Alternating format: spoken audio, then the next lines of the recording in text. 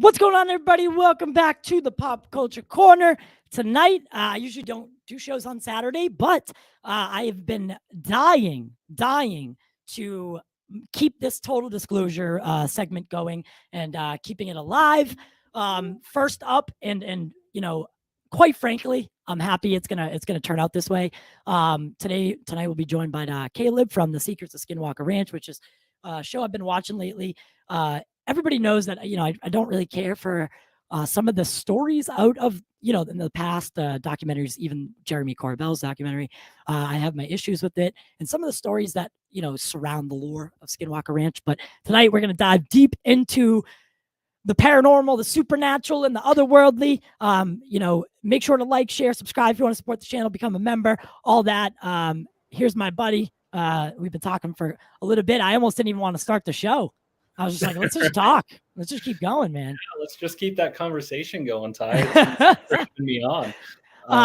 But yeah, so I don't do shows usually on Saturday, but I will make an exception every single time if I could talk to someone like you. First off, thank you. From me and my absent audience currently, I want to say thank you for your service to our country, to our freedom, and just overall, like you're just a model of what I like to see. The people that are in the military and have lifelong careers, or it seems to me, and I don't want to take this in a weird way, but a lot of people I know that were in the military and then get out, they have this fascination with UFOs, UAP sightings, or things that are otherworldly, let's call it, right?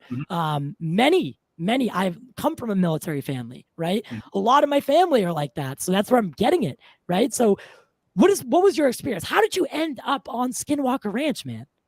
Okay. So as kind of a little bit, I grew up Southeast Idaho, just regular, literally growing potatoes. It's what my family does. Yes, that's when you see Idaho and think potatoes, yes, that's my family. But grew up, I was, just regular kid. Grew up 90s. So, we have Star Wars. We have I'm a big Western fan too. Like I love all that stuff. And I guess you could probably say that's where it kind of started was we have the Wild West, we have but then there's like all the lore, if you will, that comes from that. So I grew up hearing some, if you will, ghost stories, and it's something that I'm interested in doing more research into. And I've met some different individuals, just recently actually, that I really want to sit down and have a conversation with. They're some very cool Native American leaders, and they got some really cool stories and stuff. And it all and it's because of the ranch, that I was able to meet with this one gentleman in particular. But growing up, I was my brothers were playing with tractors and stuff, and I was the one playing with Star Wars stuff. So I was always kind of more the nerd. Yeah. Right. But then I was playing football. I was into wrestling and football and stuff. And so I actually went to Utah State to play football. I ended up hurting my knee there my freshman year. And I was like, well, I want to go and do the Marine Corps thing. That was really the big dream. So I went in, and at that time I was like, well, I'm still in college. So I did the reserves as a tank crewman on the M1A1, and then came back, and I actually ended up playing more rugby at Utah State than football. But even then, I that's probably where some of my other interests really took off, in if you will, into the UFO thing. I got more into like Warhammer and learned more about some of the comics and things like that. Yeah. It wasn't the biggest thing.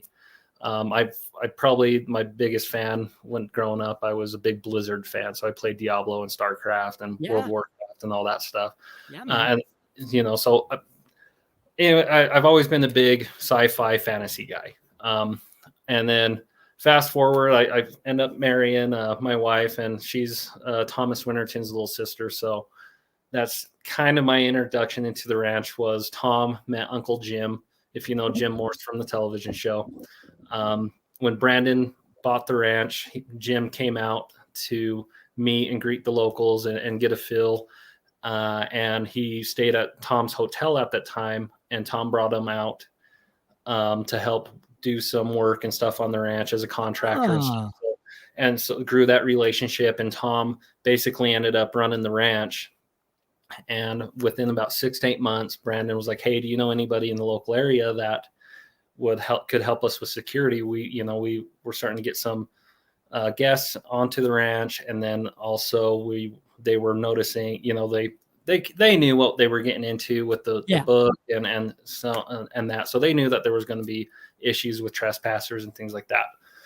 So Tom was like, "Yeah, my brother-in-law, he's a bigger guy. He was in the Marines." And Brandon was like, "Great. If he'll come out, great." So Tom gives me a call. First day on the ranch was Halloween 2017. No.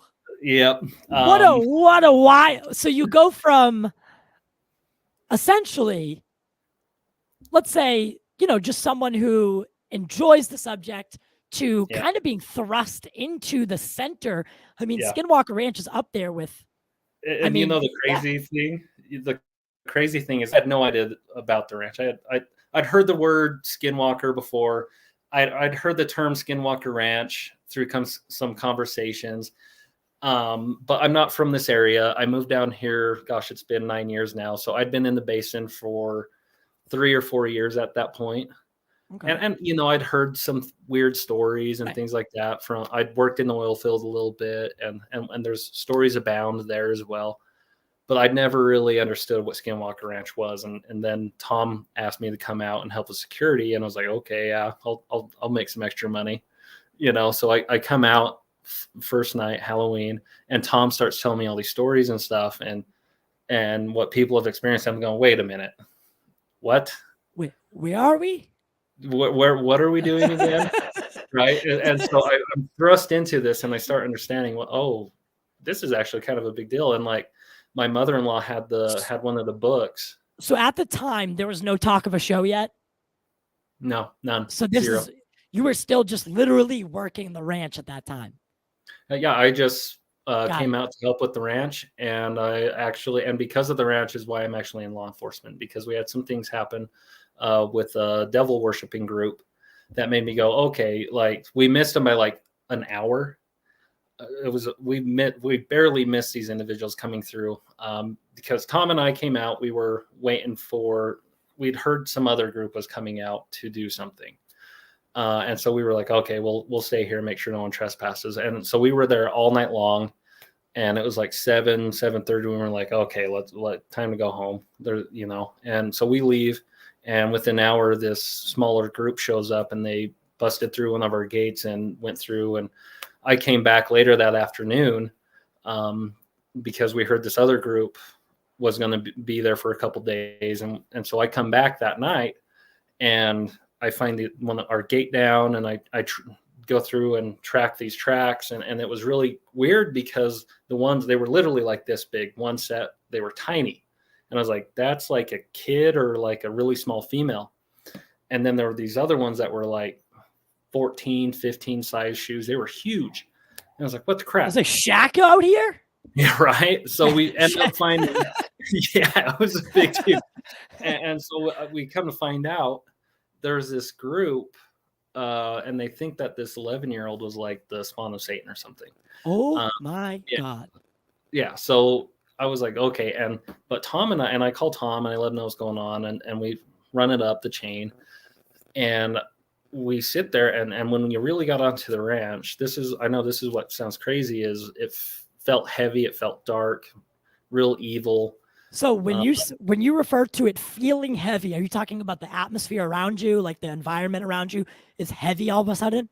Yeah, it's that plus like you can tell something else is there. Like it's like the energy of it is dark. And that was like, and I was like, okay, what if I'd actually been able to have an interaction with these guys? How would that have gone? And it just made me think at that time. And I was like, all right, well, I want to know more on the law side of things. And yeah, I was in the Marines and I had that training, but it's been a few years. Perishable skills, like you got to keep training, you got to update yourself. So I decided to go into law enforcement to be to be able to bring that to the ranch.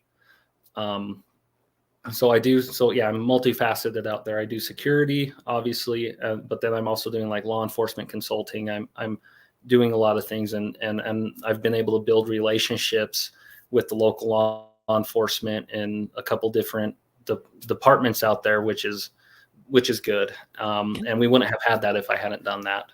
Right. Can I ask you a question? So yeah, of course. What are we? That's why we're here. Literally. So I mean, personally, right? If I was, someone who's really into the lore and the area, and I flew across country to get a look at SkinWalker Ranch, and you want to get on the ranch. You don't want to look at it from afar, right? So do you have trouble with a lot of trespassing? Ever since we had a little bit more issues with it before the show came out, and that was interesting because 2017 is when late 2017 is when I got out there, and it was within a year that we started having discussion of the TV show, and that first year and a half, we had more issues of people actually trying to come on. But since the show's come out, people have actually slowed. It's there still, but not as much. And the people who are trying to do it are more. I've noticed are more. They're using alcohol, drugs more. They're into some stuff that I don't think that normal people are going to be like. No, like they'll come up to the front gate. They want to come in. I know that, but they're very respectful. They'll take their photo of the front gate. If we by chance stop or are there and we talk to them, there's some places on the south end of the ranch that's on the road where you can get a good look of the ranch and stuff. And I point them to that and go take some photos there, because we do have instances on the ranch of injury and things. I've been injured out there. Everybody on the team. Liability. Yeah, and so there's the liability, there's the insurance and stuff. So, yes, we have brought some guests on and things, but they're signing NDAs, they're signing all sorts of stuff, and we really make sure they know what they're getting into before they come out. Right.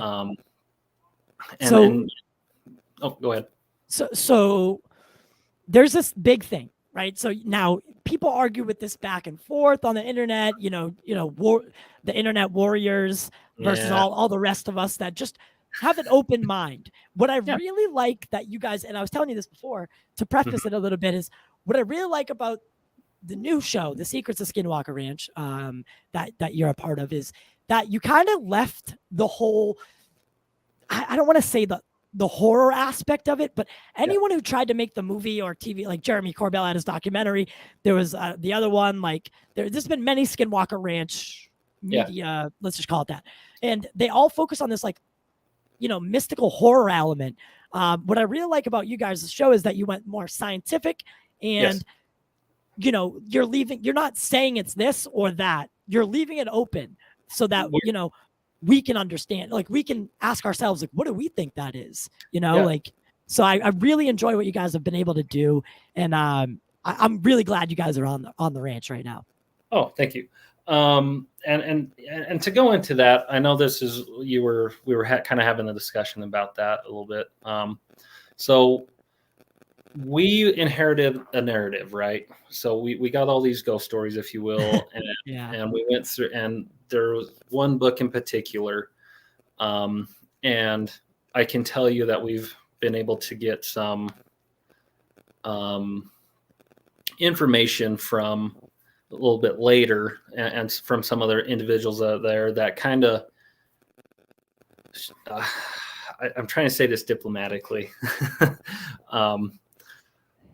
We got some information about some of those stories that we know they've been embellished. We know there are things that weren't exactly told in the correct way. And now, is that the people from the Bigelow? Like the Bigelow narrative? Yeah. So so what I tell people is there's some books that have come out about it, and I'm like, okay, be careful about your information. Be careful who you're getting it from, because some of those stories, there's a lot that are based in some fact and truth, and there were some strange things happening, yes, but there are some things that have been embellished a little bit. And I don't know why you would need to do that, because these stories are crazy enough as they are. And I can tell you that from personal experience. So when say we're shooting the season, right? Whatever, season 1, Secrets of Skinwalker Ranch. Are you, while filming, staying on the ranch, or are you going home at night? I go home at night. Okay. There are occasions where I do stay overnight, just because it's a lot, we're putting in long hours. Yeah. Or the super late experiments, that you need the dark for and stuff. Yeah. Right. Yep. So we're there all hours of the day. There's people there. It just kind of depends. That one I believe is actually from our. Is that season 2? What you're just showing? This was season 2. Yeah. Yep. 2020. Yeah, I believe that's from season 2. So you guys have done some great experiments, though, and that's what I really. So before we get into anything, ideology, like any of all that stuff, where do you like? I'm sure that in the past years, since 2017, right? Mm-hmm. That's when the world kind of started taking the UFO subject seriously, because the New York Times, they get that article about the black money, the ATIP program. They burst that bubble. They put the Pentagon confirms the videos are real. And all of a sudden, this goes from science fiction to holy shit, something is actually out there. So the timing was really interesting, really cool, and we were seeing some of that coming out, and that's again why we took the approach and continue to take this approach of we're here to observe. We're not here to disprove or prove. We're not here to say it is this or that. And we're trying to stick to the scientific method as close as possible. We're trying to come up with hypotheses and prove those hypotheses through experiments. And it's, I know this is where some people throw flack and stuff, because again, you're only seeing literally less than 1% of total filming. That's crazy. There's a lot of information that hasn't been shown through the television show. And again, that's why we've created the SkinWalker-ranch.com website to get more information out there. And I can tell you that a lot of we're interacting with our insiders all the time, and they're actually they've actually created a spreadsheet where they're putting stuff on there that they're seeing through our live feeds. And I can tell you, in the last 3 months since we've launched this, our insiders have caught multiple instances of phenomena that are legitimate crazy stuff, like your orbs and things. And it's been really fun and really cool interacting with them. And people, it's just becoming this big movement, if you will. But yeah, we're trying to stick to the scientific method here. We're what you guys are seeing in the show and with these experiments are all real, our interactions and things like that. And yes, everybody knows it's with the TV show, you have the music and the dramatization and stuff going in there, but all those experiments and stuff, that's all real. And you're seeing that, what we were seeing real time. So what you're saying is there's no embellishment. There's no, but aside from, because you're not in the editing room afterwards, right? You guys don't control what goes on the show, what doesn't go on the show. But you're saying 100%, because this is a huge debate, right? Is it real or is it fake? And you're saying it's real. Yeah, it's all real. I've put personal stories onto that website that are off the ranch that I can tell you were very strange and had some crazy interactions. Like my son, he had something where he saw, and my son's he's 7 now, but he had something happen 2 years ago in our old house that we were living in, and we don't let him watch the show because some of it's, I think, a little heavy for some kids. We let them watch like 1 or 2 episodes of the second season, and the kids got scared, so we don't really let them watch the show. They don't really we don't really let them Yeah, I know wouldn't what's going on, expose. Yeah, Yeah, we don't expose it's a them. little That's a bit good too early for that, yeah. right? They're still trying to. Your son's trying to formulate who he is in the world, right? You don't need to add that on yet. He'll find it in the Yep. years coming. But could you, without mentioning names or anything, could you talk about what he saw? So he told me that he saw a shadow figure walk into his room and go into the bathroom. And then a shining figure came in and stood there, and he wasn't scared after that. And he didn't want to say anything in front of his sisters to scare them. And so, and that goes into some of the things that I've seen, and what other people have reported, and kind of what we've been able. And to answer that question, that kind of popped up. What was my favorite experiment was the rabbi experiment, where we used the tonal technologies, broadcast it through Homestead 2.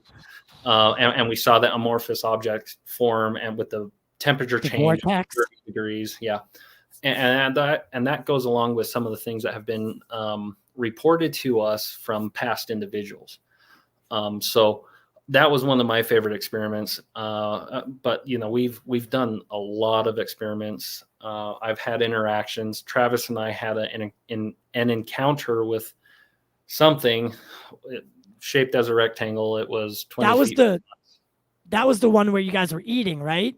Yeah. You guys were eating burgers, and then all of a sudden, one of my favorite parts of the show is whenever Travis sees something, the noise, like the thing that he like jumps up and he freaks out. And that's all, like, those are my favorite moments. How is it working? Obviously, I told you behind the scenes, honestly, when I watch the show, I'm kind of watching it through your eyes or Dragon's eyes, because I can relate to you. I can't really relate to Travis or Eric, with their scientific knowledge. So is it at all, I mean, how do you feel about the team and your place on it? And, does everyone enjoy what they're doing, and you guys all get along off screen and all that stuff? That's really pertinent. Yeah, we're all really close. And it's kind of to me, it's the military and law enforcement thing is when you go through experiences with your group of guys, you form that brotherhood, if you will. So we've been out there, and again, that experience where Travis and I saw something, we were out grilling. It was actually after filming, so we were out there just relaxing. So you weren't even on the clock. No, we were just out there hanging out, just decompressing, if you will. And and I felt like I was being watched, and my sixth sense went off, and I kept hearing this snapping sound like bubble wrap, but it was like electrical, and it wasn't it was like every couple minutes. And I told that to the guy. So Bryant was inside the trailer, and Tom and Eric were sitting across from me at this picnic table, and Travis was actually out grilling for us. And I repositioned myself to where I could look behind me a little bit better, because the sound was coming from behind me. And I just, I had that thought that I was being watched. It was 10 o'clock at night on the Tuesday. And we heard and I just had to say something, because I heard a snap. It was getting louder, progressively louder. And I was like, what the crap? And I told the guys, I was like, guys, I feel like I'm being watched, or we're being watched. And they all got real quiet. And I found out later that Eric and Tom were talking to each other about how, like, the energy had shifted, that something had changed, Right. So, and I pop up, and Travis, he stacks up behind me, and puts his hand on my shoulder, and he's following me, and I pull my gun out, because honestly, that's what I wanted to ask. That was going to be my question. Have you ever drawn your weapon on something there? So this is one of two times. This is one of two times I've legitimately pulled my pistol because I had that feeling like I'm, it's my whoopee, it's my safety jacket, if you will. But Travis stacks up with me, and I go walking around this corner, and Travis and I are wanting to do a video where we really go walk through this experiment, or this walk through the experience, really, and really show people from our perspective and stuff.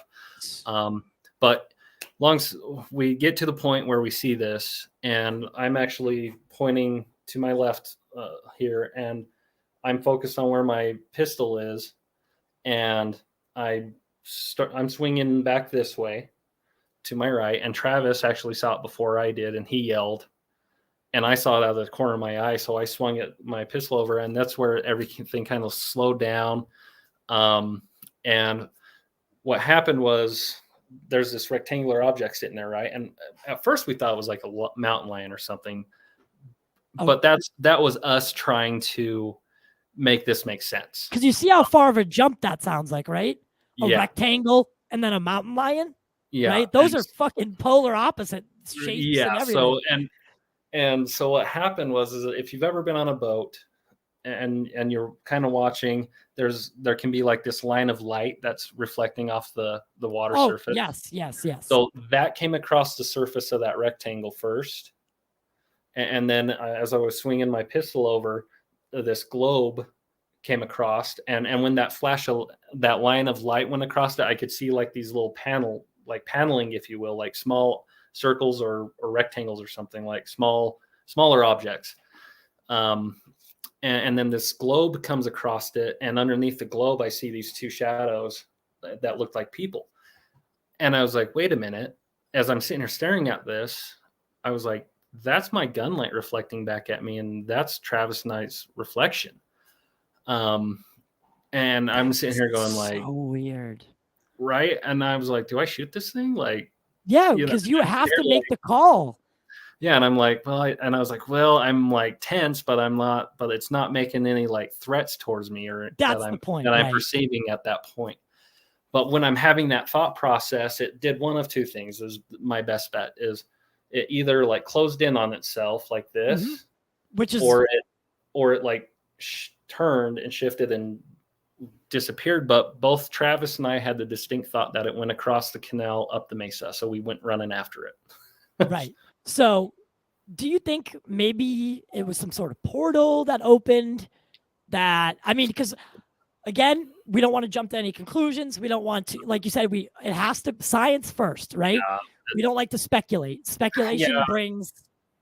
Yeah, and that's what's frustrating is we have cameras pointed in all these directions, but it's like we always have this conversation, like you and me are having a conversation, and right over here something happens. And we're like losing our minds, Right. But then we're really fortunate, and we do catch other things. And that's what's cool is kind of getting into that conversation is we don't know what it could be. We'd like to find that answer, but we're having experiences. So like I had that experience, and to me that was more like that was some kind of technology, or that was some kind of something that's easier to explain through technology or through some kind of scientific means. But then I have an experience like very similar to my little boys, where I wake up from a dead sleep, and Travis has told these stories with these night terrors. Eric and Travis both had those, where I wake up from a dead sleep and and my adrenaline is going. I'm ready for a fight. I literally have that feeling something's there to kill me or something, or hurt my family or something. And that's not a way that most people wake up ever. No. And I was, it was like 0 to 100. And I was shaking from the adrenaline dump and all that. And I saw a figure in my doorway, and it was not anything that was on my doorway. It was literally something was there, and I felt like this presence. And I'm like, how do I explain that? Right. And to me, that was more this spiritual, or getting into those horror stories, like your Skinwalker stories and stuff. And how do you explain that?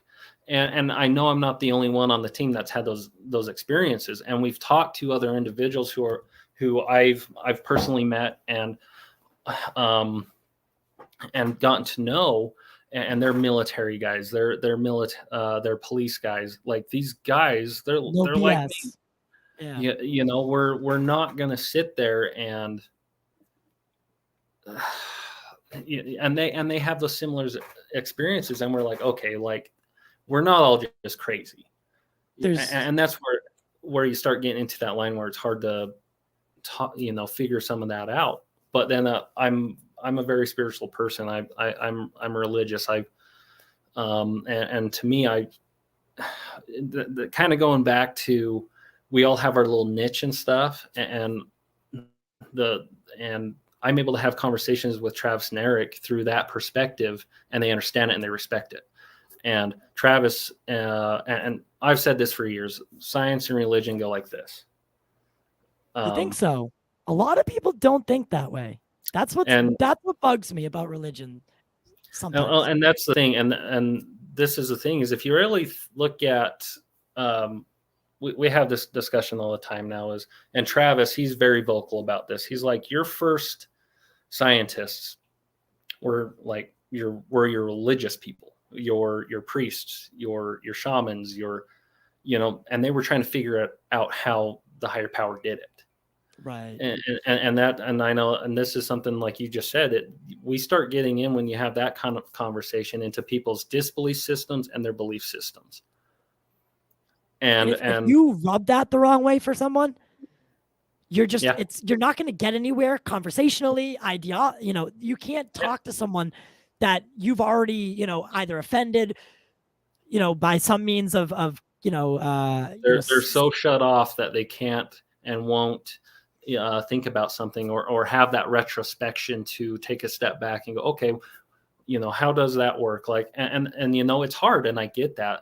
I've had conversations where I've had to do that. You have to take a step back and really think about it. Do you think that people in the government, right? So, like, even what we were just talking about, right? There's that religious aspect of the United States, right? Yeah. There are people still in the in the military and in government that are very, very religious, and they don't, I don't know if they necessarily want this, if this is real, right? All the UFO stuff, these things that are coming out now slowly. I think there is a faction of government that is super against what's happening, and that's maybe why it hasn't happened. Do you think there's any, like, how do you look at it? Because you're also very religious, and the fact, like, if a UFO landed on the White House lawn tomorrow, how would that change your belief system? Would it change your belief system? No, because my religion, the things that I've studied, and the way I look at things too is, one, God is by definition an alien, if you will. He's outside of the world. Right. And in the religion that I follow, we're told that worlds have been created without number. There's your physical and your spiritual, which, if you just change those two words a little bit, you have energy and matter, which is and so everything's very connected, and it all comes down to energy and vibration and things like that. And your Bible, and the Bible, the Old Testament, New Testament, a lot of that stuff is it's in there. Yeah. You just change the words a little bit. And you were talking about it earlier, about how, what I find really fascinating is, like, talking about what the Native Americans and what, they've been talking about the space people, or the space, gods for a long, long time. A lot of people that think, that this started in 1940, 1947 with Roswell, but it was way before that. Yeah. And this goes back, and the conversation that I was telling you a little bit about, this gentleman that I had the absolute honor to meet just a couple days ago. He's a Native American. He's Eastern Shoshone, very respectful guy. He's just amazing. But we were having that conversation, and he's like, I have my perspective that I'd like to share. And I was like, oh yeah, I love having those kinds of conversations. And I feel just so, like, that, because your Native Americans, especially their leaders, if you will, in the spiritual side, they're very protective of their information and stuff. They don't just willy-nilly throw it around. But he and I were having a conversation, and I was like, look, like throughout all of human history, it's only been very recent that we have this mindset now. Yeah. But throughout all of human history, you go back. My thing was study of languages and history and those things. So that's what I went to school for. That's because, it kind of ties back into my interest as a fantasy guy, like J.R. Tolkien and, oh yeah, like all these things. Like you have all these creation myths from the Celts and the Nordics and the African tribes and the whole world. You have these groups of people who for thousands of years had the belief system. And there was power in those systems. Even today, I believe that. And you have things happen that entire groups of people would witness. It wasn't just one guy did this. It was like thousands or hundreds of people saw these things, and they literally saw something happen that they couldn't explain. And now current times, you have these people going, oh, it's because they were ignorant. It's because they were all these things, they were the dumb caveman walking around. But it's like, you go and you look, but then they'll sit there and be like, well, the Native Americans are very in touch. And it's like, you just contradicted yourself. Yeah. Which sign of the coin are you here, dude? But it's like, spirituality is very, I think is something that we all have a connection to, but is that something that we're working on? It's like a muscle. You have to work it. You have to learn it. You have to make that connection. You have to clear yourself, Yeah. Your brain is a muscle. Yeah. Our brain is worked. Yeah. Our brain is the most advanced quantum mechanic computer there is. And that, and that gets you into the, like Tony Robbins and Bob Proctor and Jim Rohn and these guys who are in that help people in the self-development world. But they all talk about how your mind is that tool that will do everything, and you start creating and things like that. And that's where coming back to the ranch, there's a lot of things that we have those conversations. We know we're affecting with our consciousness, some of these experiments. And that's been proven by science in other areas. And so it's like all connected. And it's one of those things like you hit on. The U.S. was founded by men who were very religious, and it's right there in the founding documents. Yeah, it's in the documentation, and you do have a movement there trying to discredit that, because at the end of the day, if you have a higher power, and a lot of those things, they have ways that they teach people to live, if you will, and they go, okay, this is acceptable, this is not. Right. Exactly. And you have to destroy the belief system to get people to start thinking that they can do whatever they want, kind of thing. And it's, and that's you start getting into some rabbit holes there. Yeah, the deep ones. Right. Deep ones. But that's kind of one of those things is, are people ready for conversations? And this comes back to some of the stuff with the ranch. Like, say a UFO, we do find something out there, Mm-hmm. Are people ready for that? I think it's a wonderful question, right? Mm-hmm. Because I truly don't believe that. Like, if we were going to throw a percentage, right? The whole mm-hmm. world, 100%, right? Mm-hmm. I'd say we're at like maybe 35 to 40% are ready to actually sit down and openly talk about it. But there's mm-hmm. a lot more people that either want to push against it or don't want to think about it at all, right? And I'd say more people in the world just don't want to think about it because honestly, I'll be honest with you, man. I had something happen recently that kind of triggered this re-excitement I've always been fascinated by it. I grew up next to an Air Force mm-hmm. base. I've seen some stuff that I couldn't explain, but mm-hmm. I always attributed it to the Air Force base, right? Yeah. Oh, something flying. It must be from the Air Force base. But over the years, I started to think about it. I was just like, and there something happened about 2 months ago that reinvigorated it. And it seems like now I just can't get it off my mind. And it does scare me a little bit, because if we aren't alone, and if there is something that's flying through the sky or walking through the mainland with impunity, and we really can't do anything about it, that is a fucking scary thought. Yep. And so, you know, kind of hinting on that, we go back to that first season, right? And Travis comes out, and he was working as a contractor in some other departments, if you will, where he was connected with the Pentagon and stuff. Oh. And we had things happening during that first season that made him go, wait a minute. What you just said, Ty, was if they're moving through and there's nothing we can do about it, right? That's something that we should probably be concerned about, right? So Travis had some experiences there where he went, wait a minute, and said the exact same thing you just said, and he went and reported it back. And that's how he ended up in this task force that was just recently released, right?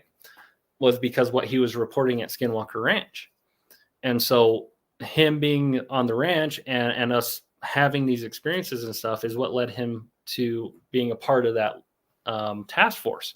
And that's a real thought, you know, that's a real security risk, if you will, for our national security, and that's what one of the questions was, is this a bad actor with some kind of technology that we don't have anything that we can defend ourselves with? Right. So, and that's one of those thoughts. And, you know, another way to look at that too is a prime example of that is all our radar, all our systems in the military has been designed to identify certain threats. Mm-hmm. So like ICBMs, incoming missiles, incoming aircraft, things like that. That's what they're designed to see. They're not designed to see all this other stuff that's going on. Right. They don't make radar. All right, let's catch some UFOs today. Yeah, no, it's not what it is. Yeah. And so when you start seeing what's specifically on the military side of things, these videos and stuff, those are all the reason why it's videos. It's because there's a guy sitting there watching it and starts recording. Mm-hmm. And that's actually something that kind of comes back to the ranch and our security systems is we have the surveillance system that we have these zones in the screen or where the camera is looking. Mm-hmm. You have zones inside the field of view that if anything moves through it, it starts recording, right? Yeah, it picks it up. I can tell you, Eric especially and myself have gone through thousands of these videos, you know, like stupid amounts of time. Dude, if I had access to the fucking security footage on SkinWalker, I would watch it all day. Oh, dude, trust me. Like you get so sick of it. You're just like, I never want to look at a clip of moving trees again.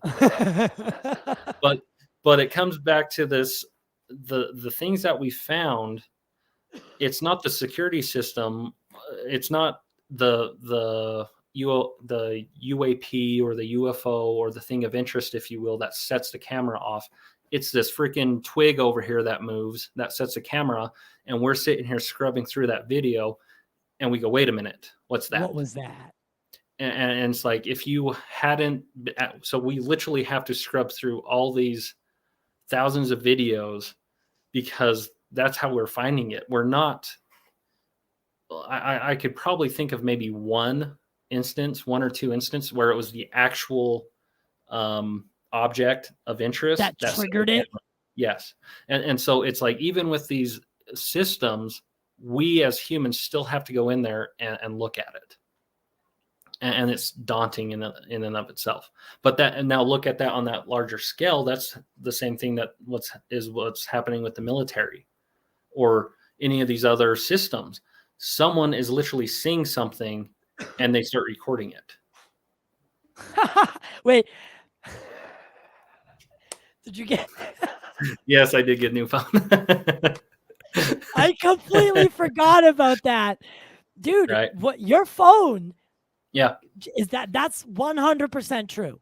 That just start to. I've tried to make my phone like, you know, I put a magnet next to it. I tried to mess around with it, and I cannot recreate what your phone was doing. Takes a very powerful magnet to set your phone off like that. Eric can recreate some of that Whatever was happening. Yeah. Gosh, what's a good Multiple word? times. Yeah. So this is the thing. Yes, I had a cracked screen, right? Mhm. But a cracked screen does not mean you should be able to hack my phone, pass my security codes, and security codes into some other apps, if you will, because you have the security system on the phone itself. And then there's some apps that you have to have a fingerprint stuff to get into. Yeah. It was going into some of those things. That's so weird. And then I'd have my phone off, it turn itself on, go through my security code, and start doing all that stuff as well. And yes, I got a new phone, and it did it within a month. Oh my God. My new phone. Yeah, I never got why the people were like, "Oh, the screen's cracked." I was like, "Dude, I've broken my iPhone into the screen into a million pieces, and you can still somewhat function. It doesn't change it doesn't change the inside of it, right? It's just the screen that allows you to see it." Yes, and you know, and we did a lot of research into that as well. And I know Eric was speaking to some Travis or Eric, I can't remember exactly, but they were speaking with someone at Apple. So one things that we did find, it's called like ghost typing or something, which if you're looking at it, you'll try and be doing something on your phone. It doesn't respond, and then like 5 or 10 seconds later, it starts kind of catching up. But it's a little messed up because a screen can do that. Yes. Right. What mine was doing was going in and out. It was taking photographs. It was going into so and typing things like the first time it actually ever happened. And I posted this somewhere else, but it goes in and it starts playing. It started playing music on through the music app. Oh, excuse me. But what it was doing is it was choosing different songs very rapidly and taking segments from each of those songs. So it wasn't like it was starting at the beginning of each song like you're skipping through. It was going to different sections of these songs. 4 minutes in, 2 minutes in, 30 seconds in. Yes. Huh. At the exact same time it was on, and this is where you see some of those when it was in the calculator app, sitting there typing all those things in and like deleting them. Right. It was doing all those things. Like it was almost like it was trying to figure out what my phone was, if you will. Right. Because I remember the first time they the first time they show it on the show is in reference to when the cattle died or the cow died, right? That was the first time it happened to us. But and if you remember, it wasn't just my phone, it was Travis's phone, it was Tom's phone, it was a lot of phones doing, but for whatever reason, that's especially in that second year, my phone was the one that was experiencing a lot of that. And we actually do think it was because of the cracks, because once you change the that surface of the phone there, potentially that makes it easier for, say, something to come in and manipulate it. Right. Through like magnetism and stuff. And that's something that Eric's been able to show, that he's got that magnet that'll lift a 1,500-pound piece of metal off the ground if it's attached to something. So it's powerful, and he can show with that magnet, it has to be very powerful. And then also, like I got a brand new phone. It's actually something I do every year now before I start filming is I get a brand new phone just for that. The experiment. Yep. And so that's what you guys are there for, right? Mm-hmm. So, and that's one of those things is last year, Tom's got the video of it. My phone started doing the exact same stuff that it was doing previous, but they didn't show it. Right. So therefore, so for anyone who doubts it, therefore, it doesn't have to do with the device or not the specific device. Yeah. It's trying to get into, like, it's trying, like you said, maybe trying to figure out what is this thing? How can I use it? Does that freak you out at all? Not so much. It's kind of more like, I guess the first couple times it's like, okay, this is weird. Like, why me? Yeah, why me? That kind of stuff. Right. And honestly, whenever it happens now, I'm like, oh, hi. Hey, what's going on? Yeah. Ghost number 3. Yeah. And this is the other thing is there are times where, so last year around the time that my phone was doing that same stuff, and this is again brand new phone, this is about a month into me physically owning this phone. Travis and I went and did one of our workouts, and I came back and my phone was inside my gym bag, and I got on there and there were like 10 to 12 photos, but they all had strange, it was like the photos were distorted, and it was like data. It was like square. It was very had a angular. Right. Like it took a series of photographs, but those photographs were all stretched out, and there's one of them that it looks like there's a face inside it. See, that's like right. That's where I step off. That's where I want to see a UFO. I wanted to ask you about a couple of the things, but see, that's when I start. I'm like, fuck, man. Like, I would be in physical distress about that. I don't know. Eric and I actually sat down, and I don't know if it got posted on the website or not, but Eric and I actually sat down and had a conversation where we pulled up these 10 photographs and we went through them. So, and then we went through and looked at that week, what we were doing with experiments and stuff. And there's some very interesting timeline things that line up. Huh. So would you say, I mean, I'm sure that, all of you on the ranch have formulated what you would say, because I know we don't want to speculate. We don't want to jump to conclusions. We don't want to stretch the truth. But do you have maybe an idea of what it could, like, what if, in your mind, what is going on there? So I know it's hard to explain. Yeah, and and that's the thing is, like, I guess it's like, we have like our official, like what we think it is, or our unofficial or whatnot. I guess it's a lot easier for us to answer that question now because we've been doing this now. Well, I've been out there for 5 years now. Right. I think Travis is 4, Eric's 6 or 7. Like we've got a lot of time now on the ranch. And me personally, I think we're dealing with multiple things here. I do believe that there is, whether it's bad actors or... Yeah, that's all included. That's what you're saying. Yeah. And I like that. Yeah, there's a lot of things that I think we're dealing here with. I do believe that there is possibly some kind of entity or spirit or something, that's native to the ranch, if you will. Right. And I do, and then on top of that, I do think that there are other groups, if you will, that are interested in that, and it's not just us as people, if you will. Right. And that, that's just an idea, but I don't. This is such a broad. I know. There's a lot of things here, but I do believe at the end of the day, I do believe we're dealing with multiple either groups or entities. I wish I had a better word. Yeah, no. I get deities, whatever. But I've been formulating this kind of, not opinion, but I was thinking to myself, like, is it possible that Earth, like, what is this, if it's all true, right? If or even if there's a little bit of truth to it all, working on that assumption or that knowledge, could Earth be like a charging port? Like how like a car, a Tesla, you need to charge it and then you continue on your way, right? Yeah. Could Earth be some sort of like stopping point where that would explain why, multiple craft, multiple deities, right? Whatever you're dealing with on Skinwalker Ranch, could that be a possible answer to that question? There's, and you're getting into like the what if game is like how we kind of say it. We can play the what if game all day long, and that's the fun thing, that's, and we do have those conversations, the what ifs, and it's fun, and we start looking at these different elements, if you will, and these different experiments and what we're seeing and the things that are happening.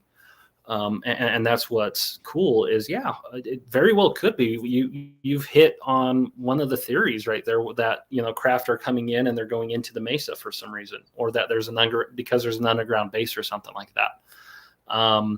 And you kind of take a broader step back and you look, say, in South America, where you have these mountains. I can't remember where the location is, and I'm sure someone will be able to fill me in on that. but there's these mountains where literally the top of the mountain's looks like it's been cut off. And when you look at a really tall or a really out there picture, it looks like there's multiple landing pads is what the top of the mountains look like. Is they're coming. It looks like something could have come in and just cut these mountains off so something can land on top. And it's like entire mountains are like the tops of them are all level and they're all missing, and then all the mountains around them are jagged and right. And Very so peculiar. Yeah, and that gets into some of these books from, I believe his name's Van Daniken. Chariot of the Gods, those kinds of books, right? And it's like the ancient astronaut theory, and you start getting into some of that, and yeah, it who knows? I mean, it's fun. You're right. Yeah, you hit it. It is fun to speculate, but it's also dangerous for someone, even for someone like you, right? Who you're on the show, right? Yeah. You're very much, trying to figure it out, but you also don't want to lead people in, any direction, right? Yeah. So, and it's one of those hard conversations, kind of going back when you start getting into the people's belief systems and non-belief systems, and you start breaching some of those, and that's where we're trying to be careful about, like, oh, Kaleb said this on this podcast, so it must be true, or Travis said this, so it must be true, or something, and because, like I've said, there's people who think one thing happened last year, and there's people who think another thing happened, and they will literally get in a fist fight over that. So it's like, you can tell me with any certainty what happened 10,000 years ago. Yeah, right. And so I'm like, I'm not, and that's just a question, and so I'm like, it's just, how do we broach these subjects? And that kind of goes back to, and I've seen this in law enforcement, where why we do things the way we do, but people are sitting there going, why are they doing that? They don't, because it's like, I've literally seen 3 people get so crazy, right? And that spreads to other people, and the situation gets completely out of hand. Yeah, it's toxicity. It breeds chaos, and I've seen, and honestly, I gotta do something that I don't usually do. For some reason, my mouse died, so I just gotta grab the cord that's literally right there. I'll edit this out. Don't worry. But no, you're fine. Travis took a lot of heat after season 1. Yeah. A lot of heat from the internet, because obviously I'm late to the party, right? I started watching The Secrets. I watched season 1 a month ago, and then season 2 about a week ago, and now I'm about to start season 3. Super excited.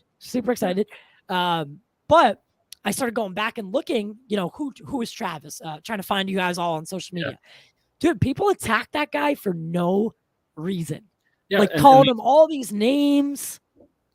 Yeah. Well, and that's the thing, is when it comes to, like, say you're hitting on social media, there are literally trolls who sit there just. I'm gonna grab that cord. I'm listening though. Yeah, you're good.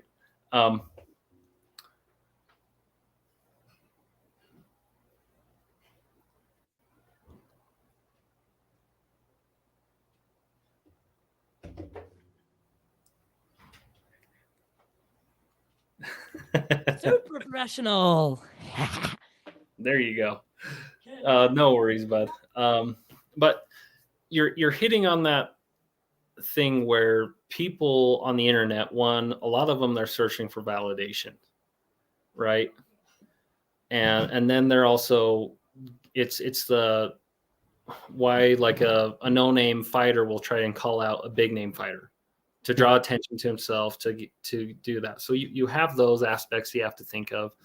And yeah, I get messages, and I know the rest of the team does too, and it's only going to get worse with the more attention we get. But we get messages all the time, like, oh, did you guys see this? Did you guys see this? So I know what's going on out there, but I need to talk to you guys. And so it's like, yeah, and so it's one of those, kind of comes back to, everybody else knows everything, right? Everyone's an expert in everything. Everyone's an expert, and it's I chuckle, and there's some things that tick me off a little bit just with people who I know are connected to the ranch. And Yeah. because I had an experience, one of the first big experiences that I had where I saw this object above Homestead 2, and there were 2 other people out there. And I've heard that, and I was standing right next to these guys. And what if I saw, it's the FBI. I know my mouse is charging, so I can't really bring comments up right now. Oh, But you're all dude, right. definitely, I would love to hear your story, Reed, and continue with your thing. But I saw this object, and it was very quick, probably over 5 seconds is how long this experience happened. But it got back to me later that there were some elements that the story was growing, if you will, because these 2 other people started saying that they saw this, this, and this, and this. And I was like, what? I was standing right next to you. How can you say that? This thing went behind the trees and we lost sight of it. So how can you say that this and this happened? And that rubs me the wrong way. And you know, that's my thing is I know eyewitness testimony is one of those things that it's there's a lot of weight to it, but then you have to be careful with it too. Oh yeah. And so, and that's where I'm hesitant to talk about some things that I've seen just because I was the only one. And I know it makes you sound crazy. Yeah. You can't verify. You have no one else to back you up. And if you say it, it's just your word and that's it. Yeah. And it's the credibility thing. And I get that. And it kind of comes back to, this conversation that Travis and I had, because he was at a conference and he was giving a presentation here in Vernal a couple months ago. And he did his presentation and showed the math, showed his analysis of stuff and brought in like the science and stuff. And that's where he also said, you know, like, and everybody can see it. Science has become this religion in and of itself, where it's like, show me the physical proof. And we're calling it the scientisms. You know, but you have at this presentation, you have Travis and another gentleman who's a fighter pilot and some other individuals who are doctors and things like that. Or they've had they've been able to build that credibility a little bit more, you know. And then you have other people and some of these other, and then you have this other side of it.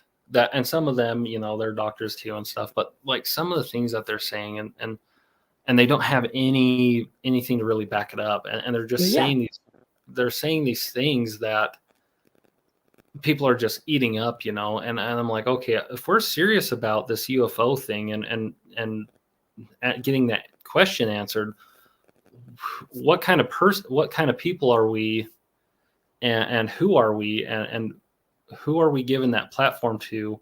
And I know this starts getting into things, you know, that can be kind of contradictive, because I do believe people have a right to their mind and to say what they want and stuff. But at the same time, to a degree, yeah. And it's like, but are we just going to sit there and let someone make up something and call it? You know, and that comes back to why on the ranch we stick to the scientific method as much as possible. And yes, we have crazy things happen. You're getting the real life, our real reactions and stuff. And some people are like, you know, you're not reacting like real crazy. I'm like, well, once you've responded to like some murders and some real crazy things where people are dying, you don't really get to an object in the sky isn't going to scare you anymore. Yeah, you're going, huh? They're like, that's interesting. I want to know what that is, but I'm not going to sit there and be like, oh my god, right? Like, I'm trained to stay calm and think. You know, you gotta, because when you start losing your mind, that's when things go downhill, and that kind of goes back to another thing we were talking about earlier. Yeah, especially on your side of it, you are essentially protecting the ranch, right? And the people on it. So from your perspective, if you start acting crazy, what does that say about the safety of the place, right? Yeah. And yeah, there's weird, crazy things that, yeah, you can get your emotions going and have that high energy and everything. But at the same time, like I force myself, okay, I got to take a step back. I got to start thinking. And that's also one of those things is like when something happens, when something happens like that, you can calm yourself and really pay attention. and really notice things and start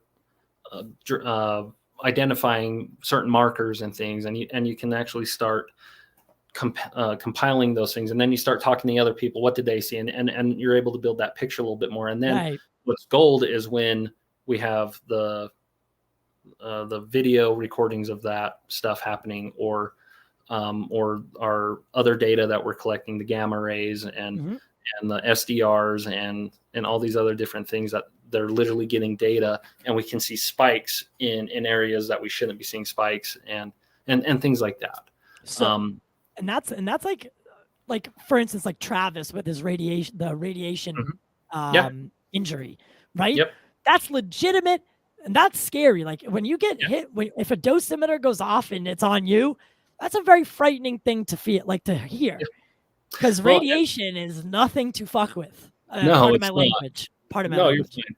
And you know, and so and this is one of those things, like you're hitting on some stuff where we talk about the fourth wall. Like the company we're working with, they will not break the fourth wall, and it rubs, and it's just a point of frustration for us. When you say break the fourth wall, are you talking about like you're being filmed and you're not going to turn to the camera and talk to it, right? Yeah. So okay. So they're against that. They don't exist, right? I know those crews. It is what it is. But like, so that particular instance with Travis, what the footage that you're seeing is from a cell phone, because all those other cameras went down, or I don't know if they all went down or if the memory cards were wiped. So everything you're seeing is being recorded from a cell phone at that time that Travis was hit by that radiation. And then on top of that, there was another group on top of the mesa next to that hole where he got swimmy headed. And you'll never see any of that because all the audio cards were wiped. Dude. So there's like 3 hours of footage that you'll never see because there's no audio. And you can't air that. Yeah, there's no way to do it. That all happened at the same time. And that's something that I know we've told that one a lot.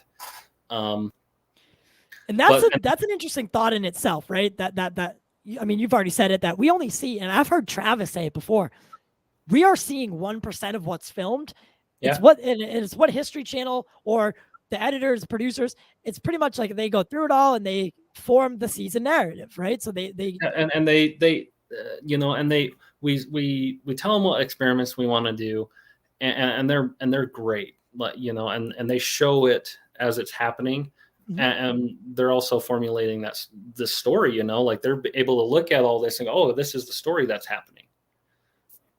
And so we have a lot of things like that. And that's the thing, is people know reality television has become kind of this, I'll put it this way. I've had production individuals, tell me that they have been on some of these other shows that are ghost hunting shows, and they have somebody back there rattling something. What's that? Like, and then they come out. I know. And people, it's fun. I know. And there's people, I don't know. I'm gonna say it. I'm gonna say it because I have not gotten the chance to say it before. There are two people in the UFO community that are pretty large. Like we have Dr. Greer, who is, I don't know what I apologize if you're friends with him or know him and whatever, but that guy is a fucking grifter. Like he is a grifter. He takes people's money and pretends to show them how to contact UFOs. He said he's been on a UFO. Yes, he's a big part of the UFO community, and how, in 2001, right before 9/11, that the National Press Club, he brought all those people together at that, in the place, that people from government, military, the FAA, air traffic controllers, he brought all of them together, did wonderful. And he's briefed a lot of presidents. However, if you start looking behind the curtain, like I did, you start seeing there's so much money involved. To take one of his 3-day trips, you're looking at $6,000 or something like that, right? So you got to start asking yourself, is he performing or narrating his own story to take your money? Or is it genuine? And I lean towards the fact that Greer's probably went the direction. Maybe it started in the right place, but it curved off somewhere. Well, and I can tell you again, you have this realm, if you will, in the UFO world. And like I was telling you earlier, when it comes to certain books about the ranch, I've told people, be careful about where you're getting some of your information from. And I'm not trying to be rude, but we have to be able to tell the truth here and actually bring that and start being level-headed about some of this stuff. Because if we're really serious about this investigation, and it's not just here on SkinWalker Ranch or anywhere else, That's a nice picture. How serious are we going to be about this?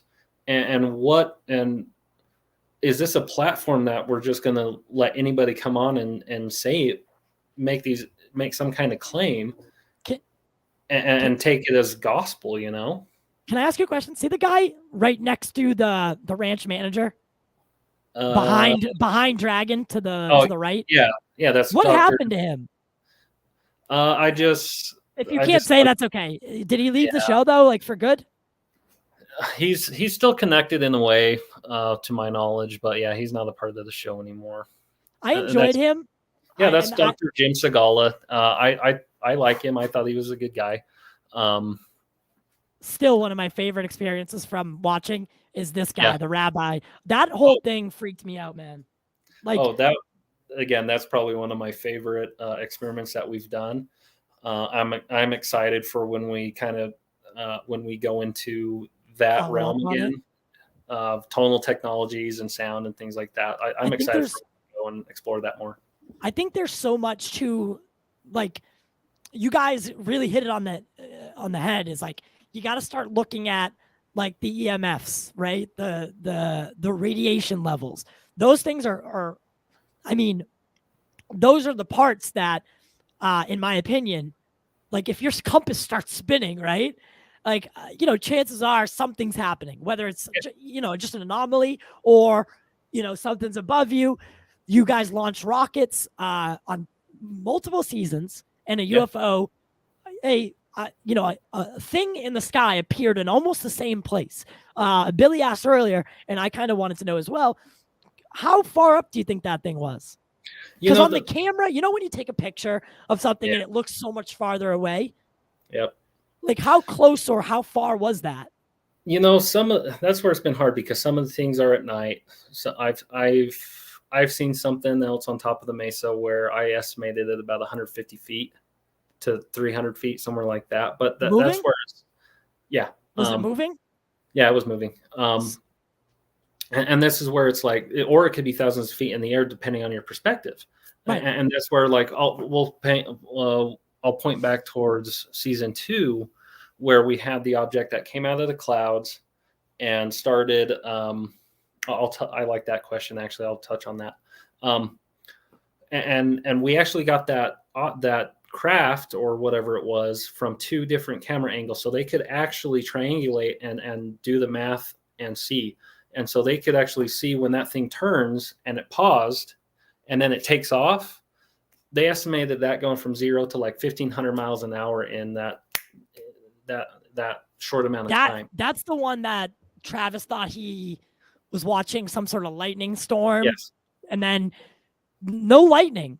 Yeah, but it was a windy and cloudy day, but there was no lightning.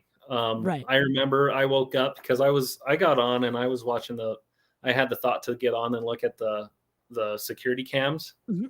And because at that time I was doing 5 days on the ranch for the investigation, and we were putting in anywhere from 12 to 16-hour days, if not more. And then on the weekends, Friday, Saturday, and Sunday night, I was doing full-time police work. And that was over like a 16-week period. So I woke up at like 2:30 in the afternoon, and I was looking at and I was like, something's going on. And for whatever reason, I pulled up the security cameras. And I didn't see anything out of the ordinary or anything, but I remember, but that was something that for whatever reason. That was a pure accident. Yeah. Like, and that one was really, really interesting because of the way it came in, changes trajectory, literally stalls. And then, Just you're takes saying off. 1,500 miles an hour. For anyone who doesn't know, we don't to get up to 1,500 miles an hour that that fast. quick. Yeah. It's technology that to the public, let's call it acknowledged. Acknowledged. We don't have anything that can move like that. So no, and Travis, he's actually I've seen him put on one of his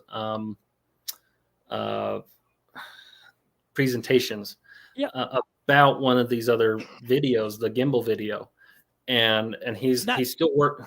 For anyone who doesn't know, that's the video that was released from the Pentagon where you hear the pilot and the person that he's talking to.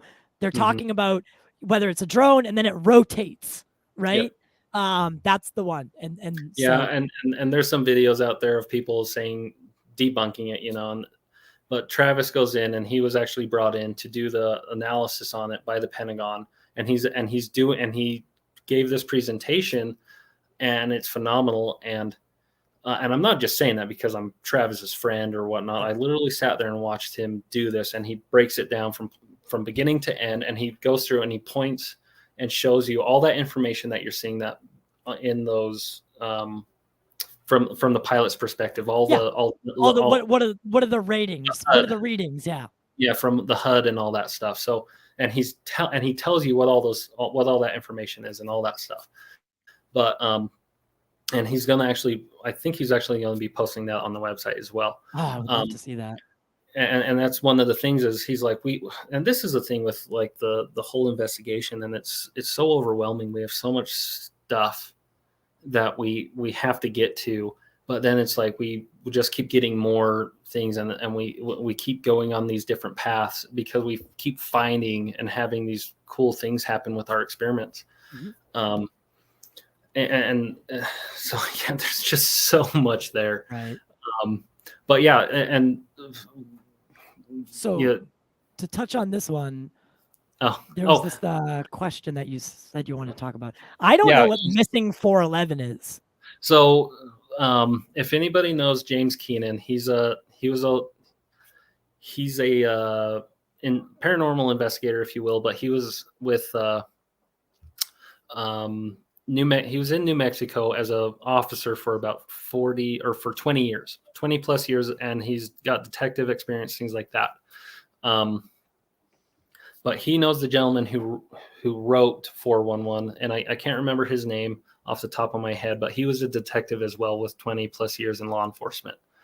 And I really enjoyed the documentary that I saw. It's on Netflix. It's The Missing 411, The Hunted. And it's I did see that. Yeah. So, and there are things that, yes, when I was watching that, they were hitting on some stuff through some of these different cases that made me go, yeah, that made me think a little bit more about going onto the ranch at different times. Just, because I was like, oh crap, who knows? Right. But there were some interesting connections there. And the author, he actually, if I remember right, he did some videos and where he was talking about the ranch. And I haven't watched them yet, but from what I've been told, I think he was like, yeah, there's things lining up here that are very interesting. But for whatever reason, we're seeing a higher level of these things happen on the ranch. And I don't know why, but I can tell you, living in the basin, and I've had obviously a couple of years now to grow some relationships with other law enforcement guys. And some of them have opened up to me about experiences that they've had. And that's what makes me think about when, the skepticism about, say, your more ghost type stories. But when I'm hearing stories from law enforcement guys and other individuals who are, super credible, very trained, credible. Like what I would say about you, right, is look at who Kaleb is, right? A Marine, law enforcement, security, right? Yeah. You are the perfect observer, right? You are the perfect the government invested tons of money into your training, right? Yeah. You are literally some of the best eyes and ears that we have, military, personnel in general. When they say something, let's fucking listen. And that's where we're trying. That's where it's good to see like Chris Bartell comes out and talks about his experiences as a guard with Bigelow, and Chris is still I don't think some of his stuff played from the first time we dealt with him, because he's still actively working for the government in the law enforcement role, and for a long time, if anybody came out in the government and whether that be military or any of these other agencies, all the 3-letter agencies, you would immediately lose your job, right? And you would have issues. And so Chris was very hesitant to talk about some of the stuff in a public forum, but then you start seeing this stuff with the Pentagon coming out going, look, people aren't going to be penalized for this because we do need to know these things. And if that isn't the best way to go about, like, I never understood why the stigma existed, because it's like to think we're alone, right? Yeah. There's a good quote. I'm not going to quote it because I'll butcher it, but I do that all the time. Don't worry about it. So I'm like sub quoting, but we're either alone in the universe or we're not. Yeah. And both answers are equally frightening, because if we're alone, that's crazy. Yeah, that's heavy. And then, but then you start going into the Fermi Paradox, right? The Fermi Paradox basically says that we should look up and we should be able to see, like, if there were other civilizations, we should be able to look up and see.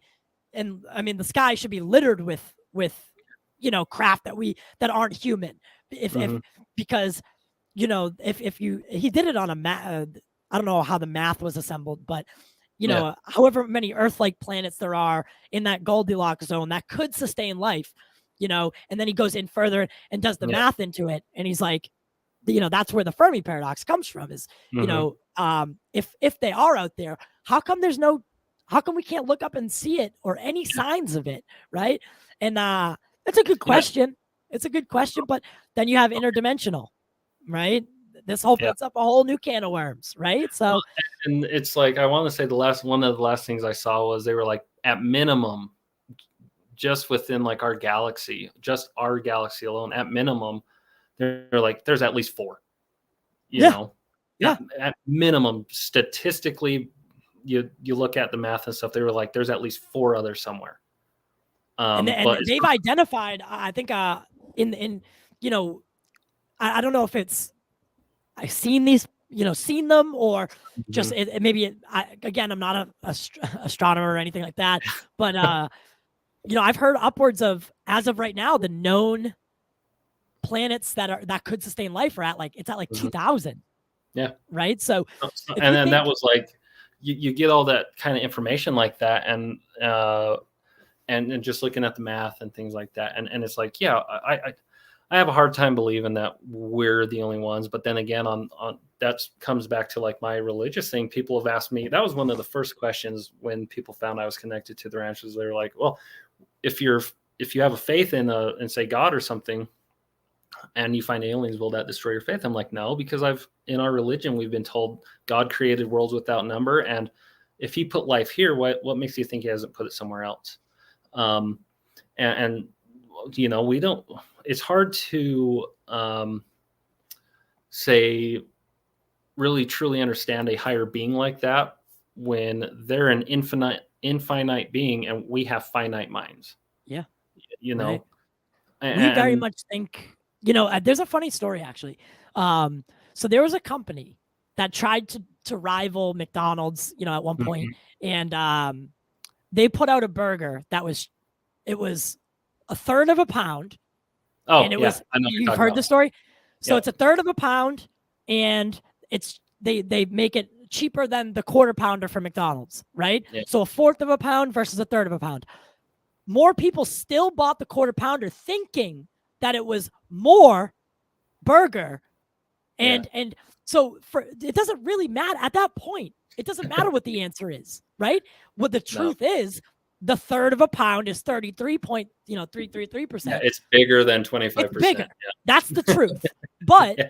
the reality was more people still went towards McDonald's, right? So you can't change those. I always think about that when I start thinking about, how humans think. It's like we're in a box, but we can't figure out what else is out there outside of that box, right? And you were hitting on it. Like I've literally been trained as a law enforcement officer specifically to notice details and do report writing and in any little detail, it could be the thing that makes or breaks the case, if you will. And then it's also evidence, which you get some of that in science, but it's almost become too much, and then we know that there are people who pay for an incorrect science to prove a point kind of thing. And one of our favorite sayings is you're going to find what you're looking for. Yeah, you will.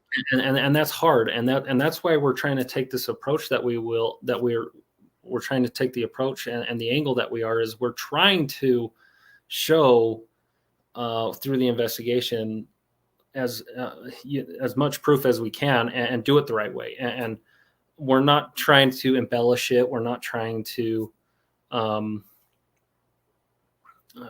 exaggerate or anything.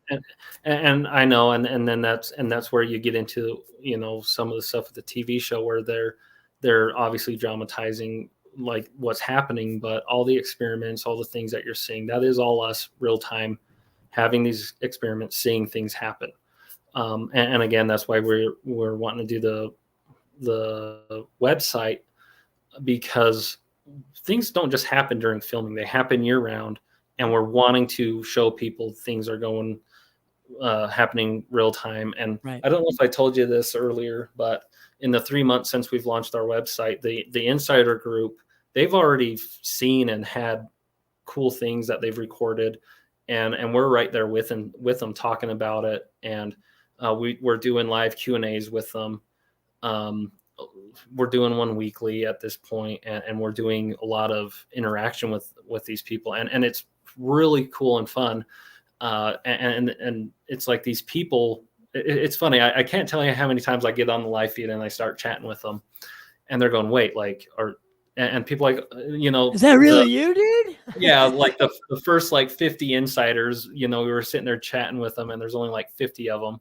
And now there's like, I don't even know how many there are now, but like I'll jump into the chat and like there's new names and stuff in there, and it's really cool seeing new people in there. And I start chatting, and they're like, and everybody else is like, oh, hey Caleb, how you doing? And some people are like, who's Caleb? Like, right. Actually, someone in one of the Discords, right? I sent the link, like hey, I'm having him on tonight. I don't usually do Saturdays, so I kind of want to, like, well, most likely this is going to be a hardcore replay. That'll be most of it. And that, I already accepted that. But I wanted to spread the word. One of the kids answered, he goes, you're having the security guard from SkinWalker Ranch on? And I was like, fuck yeah, dude. Like, are you kidding me? He's like, I just don't get it. I was like, do you watch the show? He's like, no. And I was like, then you don't understand, right? Yeah. That's not how I see you. That's not, when I see Travis or Eric, maybe I'll be like, okay, right, scientists. But everyone else, it's like, they're a part of this, right? Everyone's a part of it. So you're all a part of a machine. And I think it's really cool. We're all a part of it. Yeah. How big has this show gotten? Oh, shoot, man. I hear a lot of people talking about it these days. So I know it's definitely gotten a lot more attention now, especially thanks to them putting the first season on Netflix. Yeah, that was huge. And that we definitely got a lot of eyes on it there. And I want to say it was trending at number 3 at one point. That's how I found it, actually. And in the top. So it was in the top 5 on Netflix. And so we were just thinking about that. We know domestically, I think in the US, there's like 79 million users or something like that. Ooh. And so for it to be trending number 3, that's you have to be right. Yeah. And this is the other thing which is so cool is on the insider page, we're chatting with people from England, from Australia, from all over the world, and I know that Canada, I think they're just finally launching the season there in Canada this last week or two, And then in the UK and in some of the European markets, it sounds like they're going to start playing the new season in September. Yeah, so that's amazing. Yeah, so and it's funny, and it kind of breaks my heart a little bit because like on the insider thing, we'll have the people here in the U.S. who are talking to us and asking us about some of the more recent experiments, say from and they're still behind. Yeah, they're still so far behind, and they're just and I just feel so bad for those viewers because they're and I don't know why they release it at different times. There's the I'm having a hard time getting season 3. Yeah, because it's not on Netflix, it's not on Discovery, right? Mm-hmm. So see, I have to, because I don't have cable anymore, right? So I don't have History Channel. Therefore, you try to search around, and then that's the only thing that's kind of impeding me right now. I might even just I don't even know what to do because I don't know when it's going to launch on. Yeah, and we know the ratings are really good. We know Right. I know we have we have some of the highest numbers when it comes to a TV show. And yeah, so we know I've been told at that like live viewership, it's been up to like 30 million worldwide or something like that. Yeah. I knew it had to be up there because the amount of people that I've heard talking about it lately it got, again, Skinwalker Ranch, not on my radar at this moment. It was not. And it jumped on my radar because it was, people are talking about it, and they were talking about it not in a way that was like, oh shit, that was so scary. It was like, no, I like what these guys are doing. Yeah. We're not out there chasing ghosts. We're not out there chasing our tails. We're trying to do an actual scientific investigation, and we're doing this year round. Like, we definitely have a higher intensity investigation period during filming, if you will, but we're always having experiences. We're always doing stuff. It might not be as big and as crazy as some of the visual stuff with some of our bigger experiments, but we're always doing the investigation. And one of our jokes, Tom said it this way, is the ranch is like the mafia. Once you're in it, you're not leaving. Yeah. Because this goes back to what we call the hitchhiker effect, where people go home and things happen at their house. And this is, Travis has had stuff happen at his house, and he lives in a car. Yeah. I can tell you there are other individuals that are connected to the ranch who have been out there, who have done things, and they never had anything happen at the ranch, but something happened at their house. And there's no rhyme or reason to that. That kind of touches on that subject of, we've had people come out and nothing's happened. They've never experienced anything. And those people, it doesn't matter which side of the spectrum they're on. They could be like the biggest believers. They could be the biggest skeptics. There's no rhyme or reason why one person will experience something and somebody else won't. And there's like, we've literally had this happen where we have 5 or 6 people standing there, and one person drops to the ground because they just had a medical something happened medically to them. That's happened. And that's another thing I was gonna so I forget, it was season 2 with one of the guys from the Rocket, that guy, he got, and he had nowhere. He got and Travis, has gone. You guys all, it's so random, right? And then I wanted to ask you, because clearly you're really close with Tom. So that whole head injury thing, you guys touch on that a lot. It's in the intro, well, at least a picture of it. Yeah. So how severe was that? Like, truly, because I don't know anything about what the injury was. He almost died. That's fucking insane. And the doctor actually went out and told his wife, my sister-in-law, that she might not have a husband, and that they had no idea what was going on. And this is in correlation with digging. Yes. So hard to wrap your head around. And that's one of the things where we. Oh, shit, my camera's out. Well, I got this. I don't know if anyone knows. So I got this new stream cam, but it's not a regular USB. It's a USB-C. So I had to get an adapter, and the adapter is shit. So it keeps shitting out and like turning off. So I apologize. Let me fix this. But continue with your story. Yeah, so Tom, he was out and he tells a story, and a lot of times I don't like telling other people's stories just because I might get something wrong. But I know he was out, and he was in a bobcat, I believe, and he was moving some ground, and he shrugged. I think he had something happen, and he just shrugged it off like, "Oh, I'm just," because that's one of those things is we never know. If this is what drives us nuts is we'll have so many small little things happen, and they're small enough you can just write it off as normal or something, So like I've told this story. This is one that just recently happened. Was I lost my pair of sunglasses, and I knew they were on the ranch. I couldn't find them anywhere in the ranch house, and I go home. They're not in my truck. They're not anywhere in there. I come home. They're not in my house anywhere.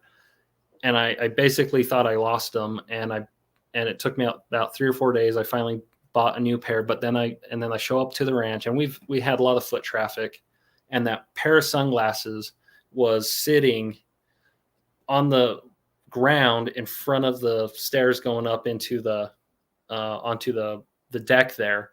And they're pristine. There's no damage. They'd just been set there, and it'd been like 3 or 4 days, and they're sitting outside. And Eric, that's something that's something small, yeah, but still, they weren't. I'd walked up those stairs multiple times in that 3 to 4 day period. Those glasses were not on the ground right there, and you can ask Eric. I went in multiple times. I was like, Eric, have you seen my sunglasses? Did I lose? Are they in here somewhere? Seen them, and he cleans that place like a maid. But yeah, back to Tom's injury. So you'll have your place. Yeah. So you'll have something like that happen with my sunglasses, and you're like, okay, maybe I dropped them on the ground. I don't know. You just explain it away. But then Tom had so he was out there, and he had something he described as like he felt like something on the back of his head, and his family has they get headaches.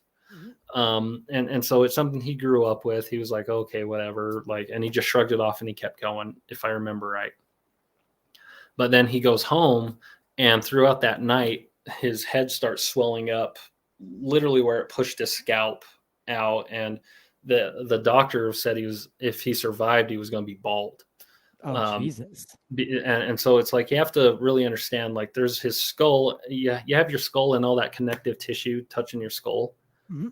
And all your skin and all the blood vessels and everything. What happened was between the skull and all that connective tissue, it literally filled up with all this fluid, and it pushed literally everything back here off his skull. So there was his skull and just like this big pocket of fluid filling up his entire head. Oh my God. And it got to the point where it was like pushing his skin down over his face, Dude, that's insane.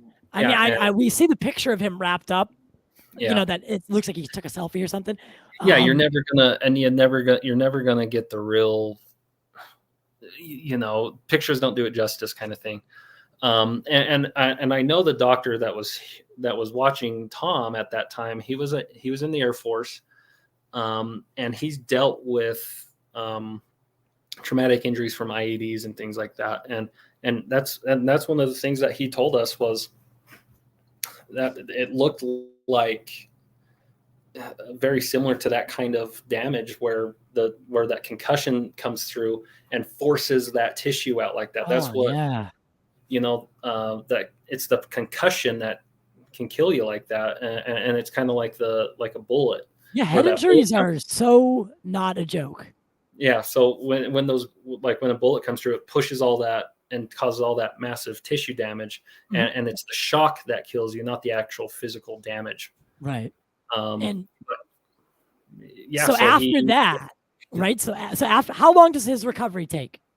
So approximately. Someone actually asked him this question a couple days ago too, during our chips and salsa Q&A. By the way, I'm totally signing up for that. And everyone else, anyone who listens in the future, what is it? So it's skinwalker-ranch.com. And then you can put your email in, and that's how you join, right? Yeah, so it is subscription based. So it's about like $10 a month, or if you do the year long thing, it's like $8 a month or something like that. Okay. It is subscription based, but That's yeah, all you that's how we're doing it, and that goes to help funding what we're doing out there. And that is that controlled by you guys or by the show? No, that's all us. That's all Brandon. That was something that's actually been something that we've been wanting to do for years, is to do the website and give people that, because we can't let everybody just come out onto the ranch, right? Right. Like I'm not going to ask, hey, Kaleb, I've talked to you once now. Can I come out? Yeah, right. Yeah, sure, come on out. Get me a dosimeter. I'll join this team. Yeah, right.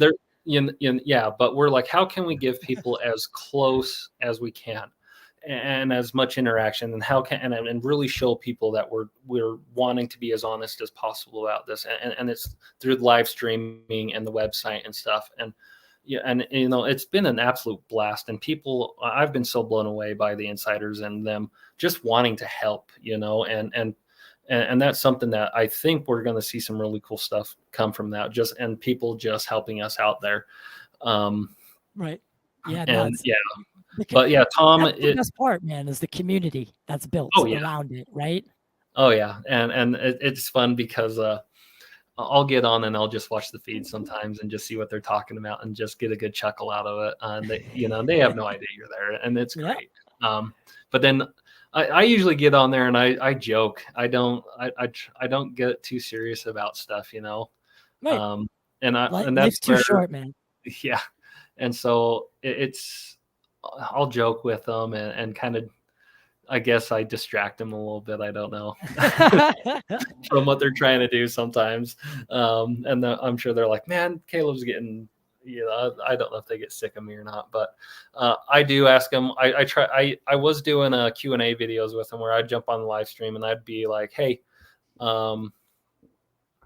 shoot me some questions and I'll do a video and answer them, and so I did that, but. And then someone asked Tom in that kind of matter. Yeah. And how long Tom, his recovery took. Yeah. So, and Tom, he still has some things that he thinks are lingering effects from what happened to him. And so, and it's one of those things, like, that's why we ask, he's been asked that. I've heard them ask that in multiple, on multiple occasions, like, why are you still going out there? If, aren't you afraid and stuff? And that's where it's true Tom fashion. He's like, it's like the mafia. Once you're in, there's no getting out, or, and because I can tell you, he's had a lot of things happen at his house, and his kids, and his kids are older. They're, one's going to graduate high school soon. And these kids are solid. They're, they're my nephews and whatnot, but they're solid kids. And I know they've had things happen, and I know some of them have been on the ranch, and things have happened at Tom's house, and I don't want to go into that. That's his stuff. Well, that's totally another thing, right? Is like, you have accepted this job or opportunity, and let's again, going off the assumption that all of it is 100%, there's something to it. Right. Yeah. So now you're accepting this position on the ranch, but your family is also, and we've had that to deal with the repercussion. Yeah, that goes for all of you. Yep. And that's kind of the funny thing is, like, everyone, like, I'm security, and there's this emphasis on safety, and I agree with that. Yes, we don't want to see anybody get hurt. But I kind of chuckle because I'm like, all my jobs that I've held for years are inherently dangerous, like the military, police, shit, playing rugby, like, you can break your neck. Literally, yeah. I was just gonna say that. It's like, I'm not gonna walk around in a plastic bubble and be afraid of everything, and when it comes to stuff on the ranch, like, we're kind of those explorers, would humans have, if they were always afraid, would they have ever discovered fire? Dude, that is such a good point. Like, if you're gonna push we're freaking Americans. We put a man on the moon, not because it was easy, not because it was easy, because it was hard. Yeah. And it's like, you want to push the bounds, that's the whole point. Yeah. And you look back, and if you want to talk about the culture thing, we literally had a pivotal moment in the 60s. We could literally keep reaching for the stars, or we can grunge around at Woodstock. And what did we choose? And where are we at now? Yeah. And I'm not Environment saying is that happening. some of that stuff, we didn't have some cool, I guess, stuff come out of music and the culture and stuff like that. But we literally had a man on the moon, and and the next step's Mars, Yeah. Yeah. and that just goes away. Right. And now we're worried about, Pandemic, monkeypox, whatever it is. Yeah. Speaking of that, did the pandemic impact the show at all? Again, I'm late to the party, so I don't know exactly what the air dates were, but did the pandemic kind of delay anything? Yeah, we had some stuff come up, but I can tell you, like, there, just like anywhere else, you had people that were saying this is absolute garbage, and then you had the people who were so afraid of someone's having the sniffles that they just couldn't function, Yeah. And I guess that's me, it was like, literally, the 1 year, I was literally out chasing a guy who just shot somebody one night, and then the next day I'm out on the ranch, What a life. and I'm like, what a life. Yeah. And one of the, getting paid, by the way. Getting paid, right? And so whenever we kind of talk about this subject, I always think about a Generation Kill, and there's a scene in there where there's some of the Marines, and they're sitting there behind one of the tires, and they start having that conversation, like, someone in America, they're like, they ask us if we're being safe or whatnot, and it's like, that's just a relative term. Like, we're sitting behind this tire and we're safe. Relatively. Yeah. We're relatively safe, or and that's the thing is, we want people to be safe, and I don't want to see anybody get hurt, but at the same time, you can't dwell with that. No. Right. I guess there's one solid truth, and that's, no one's getting out of this life alive. Like, at some point we're all kicking the bucket. So that's a really good point. And do you think that there's other places on Earth that are like SkinWalker Ranch, or do you think that that's an anomaly in itself? No, I think there are other places. Seems like it could be a magnetic hotspot or something that something attracts these things. And we could start pointing to the curse, that the tribe put on the other tribe, but I think it goes a lot deeper than that too. Oh yeah. Why is that place? Why is SkinWalker Ranch special? Yeah, they're and that curse, the mountains above, or the mesa there above the ranch, they call that Skinwalker Alley. And so that whole mesa supposedly has sightings of skinwalkers, and that's not just on the ranch, it's everywhere.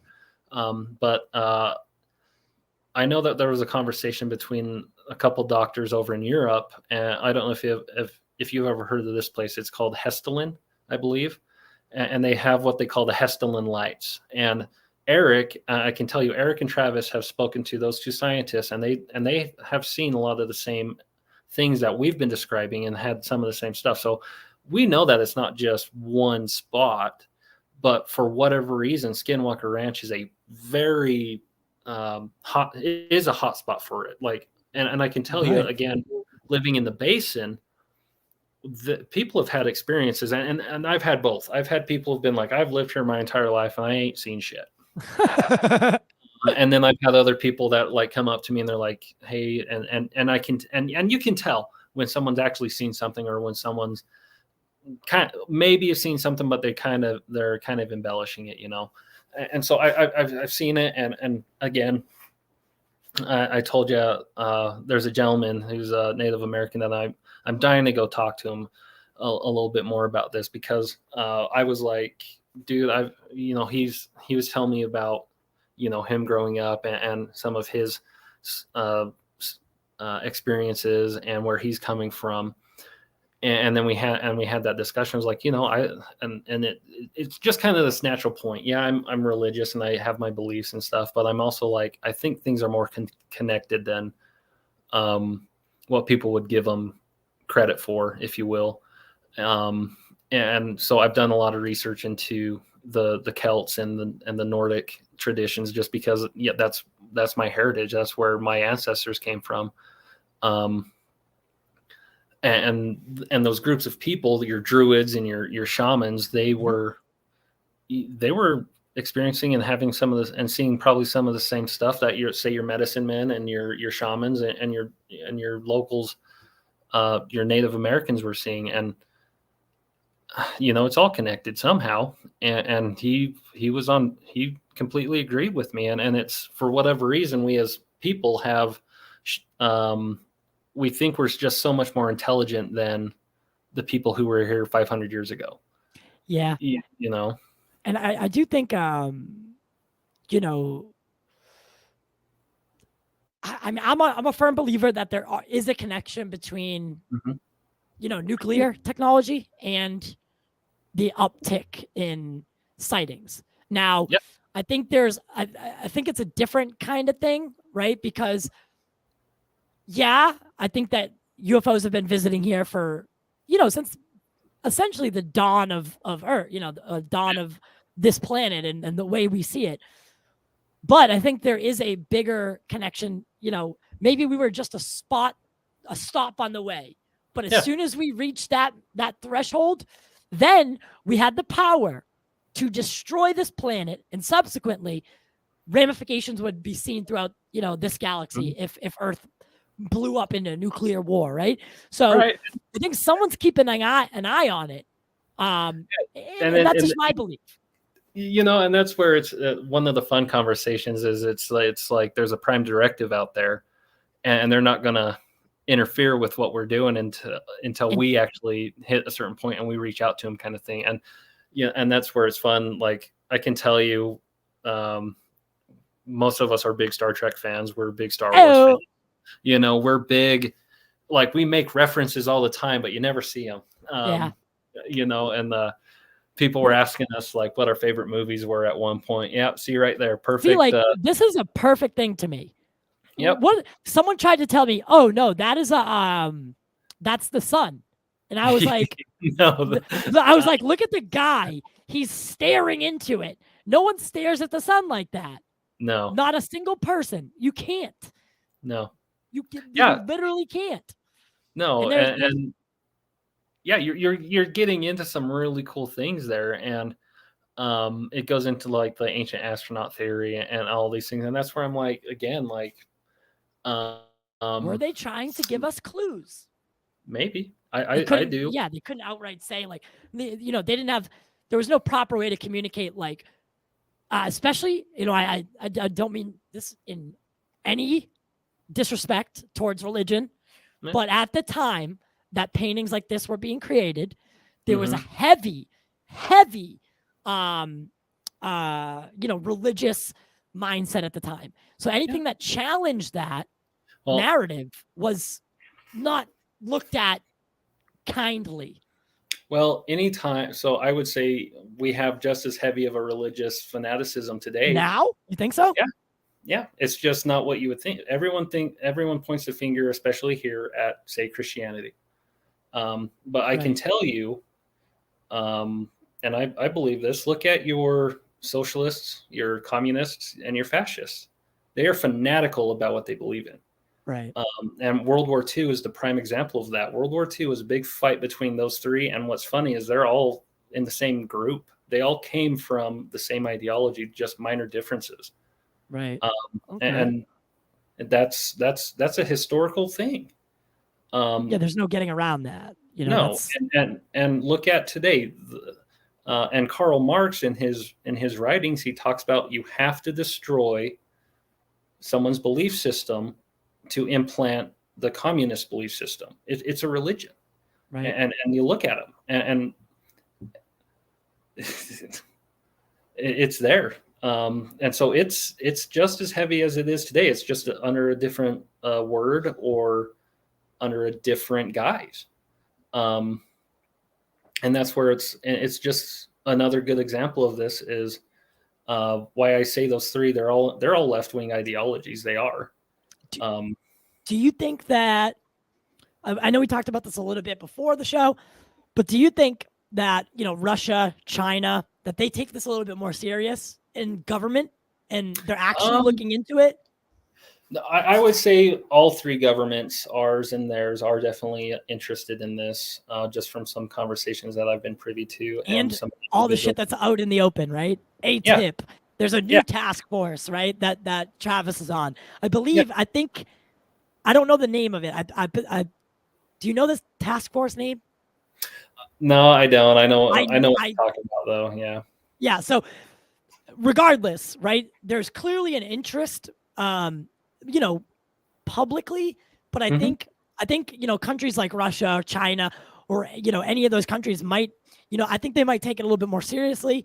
I would say that they might be more open about it, just because, like we were talking about the Russian mindset, if you will, where if they don't understand something and say 10 scientists get fried by something, they go send 10 more in, right, and figure it out. And if we lose those 10, we'll send another 10 in until we keep figuring out, or until we actually figure it out. In the Western mindset, we have a different view of how valuable a human life is. Yeah. And so if one person gets hurt during an experiment, they stop everything. Okay, what can we do to make sure that doesn't happen again? And reassess. We reassess. Yes. And this is where what's cool with Eric, having lived over in Ukraine for a couple of years and being very close to both Russian and Ukrainian speaking people and understanding their mindset and stuff, they do put a lot more, and they're open more, I should say, or believe in kind of that, in some of these like paranormal or into some of that realm, if you will. Like, they're more open to it, I guess, and they're more fascinated by it, and they put a lot more stock into it too. And something like that. I know there's a saying where it's like, that stuff's not science until someone actually figures it out and how those are working, Yeah. And then to me, that's horseshit. Like, and they call it pseudoscience, and if you start talking about wormholes, and I know Travis has brought up wormholes in reference to the ranch. And I can tell you, he absolutely loses it whenever anybody says pseudoscience, because he's like, there's no pseudoscience. It's just science. It's just science that we haven't figured out yet. We haven't figured out. And that's why we're sticking to the scientific method. We come up with an idea and we go out and we do the experiment. And I know and one of the things that we say is, we got to do it again. Yeah. You know? And we try to do that as much as we can, and so, and again, it's like we have so much work to do, but we, the weather out here for 6 months of the year, we're not doing anything out here because it's too wet, it's too cold, it's miserable. No one wants to be out there. Unforgiving. Yeah, it's very unforgiving. Actually, you know what? I'm not gonna keep you too much longer. We're at the 2-hour mark. I'd love to have you back on, and maybe anyone else that you could bring along, because I just want to start having more conversations. Yeah. But that's I would say one of our biggest goals is we just want to be able to have conversations with people, and it's not about winning or losing or anything like that. We're just wanting to have a conversation and get people's minds thinking. Yes, because once someone's open, or at least no longer having that preconceived notion of whatever, because some people they grow up and their parents instill these values in them, and that's okay. But until you really, it's for most people, until they see something they can't explain, that's the moment they start turning into it. For a lot of them, I think we need to take that away and start having the conversation earlier. That way, we can have people in Congress, in government, in military, in all these fields that are, willing to have the conversation, go through Mhm. that process, decide for yourself, right? Yeah. Don't wait for the government to come out and say, my fellow Americans, we are not alone. Well, and that's one of the funny things I was kind of hitting on that earlier with you was I just chuckle so much at all these people going, when's the government going to come out and say this? And I'm like, does it really? Why are you giving the government that much authority over you? Or, go out. Yeah, the government works for us.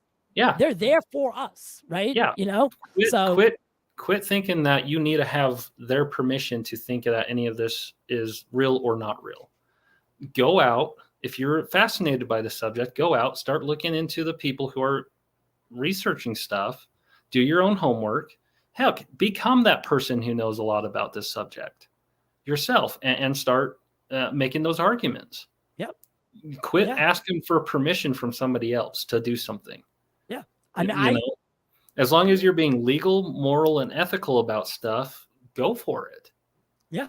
And that's the, it kind of bothers me now thinking back, and it was like, for 8 years or so, I haven't really thought about it, right? Since, whatever, I don't even remember the last time I actually sat down and started thinking about my place, right? Yeah.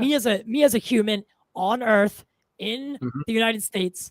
Yeah, I am a very small part of it, but I'm still part of it. And there are questions that we have potentially a chance to answer one of the two biggest questions in the world. Right? One of them, what happens after we die, and are we alone? Yeah. We might actually have a chance at getting that second one, right? That's the implications are amazing. Like, what if, that craft that you see, the gimbal, right? Yeah. The implications of that are, if we can master that technology, that, no more like the oil and gas industry, throw it out, right? Revolutionize the airline industry, right? Yep. Now we can go from the United States to China in 25 minutes. Yeah, and it's one of those things is like like our energy systems, or the amount of energy that you need to do some of these things that we're talking about and potentially discovering is out there. And and I put it this way: is everything has its place, And right now, our entire system is heavily reliant on certain types of energy production. Yeah, and if you break it down, not to cut you off, no, you're fine. If you think about nuclear technology, right? Because that's our biggest, right? As of right now, that is the biggest. That's our most powerful weapon, or technology. I hate to call it a weapon, but think about just the nature of it, right? It's very, very chaotic. It's volatile, right? And that's the most powerful thing that humans have. It's something that's so chaotic and destructive, right? Yep. But then you look at these systems that aren't, right? Say you could use a waveguide and use some sort of, electromagnetic thing to move your craft, right? Yeah. And you stop relying on fossil fuels. You become that's like a cleaner technology when you just think about it, right? Yeah, and that's where it's interesting because, like, say your nuclear power, it is actually right now, it's the cleanest, and we've learned enough that it is probably one of the safest things that we can use. And nuclear, yeah, if you actually do start doing the homework and stuff, and this is what's interesting is. And this is the way that, like you pointed out, natural gas and oil industry, the area that we're living in is a major producer of that. And that you're living in. It's not going to go away. Everything, like all this, most of your stuff on the wall behind you, your microphone, everything, it's all plastic, right? Yeah. Where does plastics come from? I'm not sure. Oil and gas industry. No way. Yeah. Huh. Like, all your plastics come from petroleum-based products like that. It's not gonna go away. And I can guarantee you that the way the oil gas looks at it is the more pollution that's going into the sky, that's wasted energy. How do we refine that? How do we make that cleaner? The oil and gas industry, especially in the US, is the cleanest oil and gas industry you'll ever anywhere in the world. Yeah. Okay. and it's cleaner than coal. Oh, for sure. Yeah. And I'm not saying that there isn't a place for, like, everywhere, everything has a place, and things aren't going to go away. And you're right. Like, there's the next step. Where's that next step? Yeah. Where we go from here. Yeah.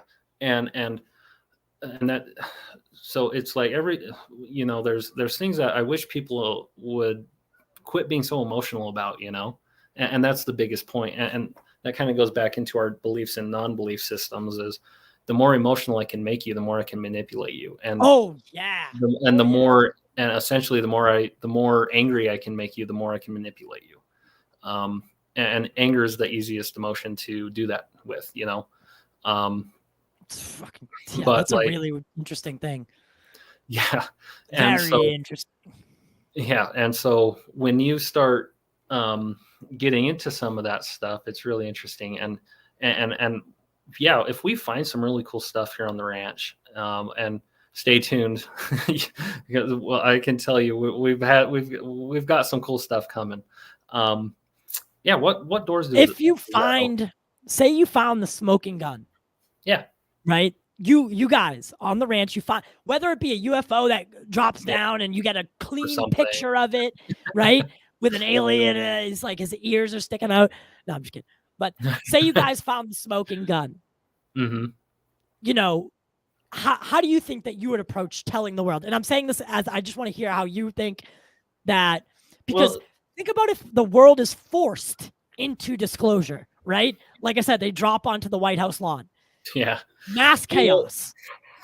And so you're hitting on some of the stuff that just because you're curious doesn't mean you deserve to know. Because and this goes into, like you said yourself, you think 35 to 40% of the world maybe could actually handle something like that, right? Yeah. Well, what's that other 60% going to do? That's what I'm thinking. And this is one of those things where, we have to be like, we're not going to, I don't think we would hide it. I think it would be coming out. I don't think you could hide something like that. Someone would talk.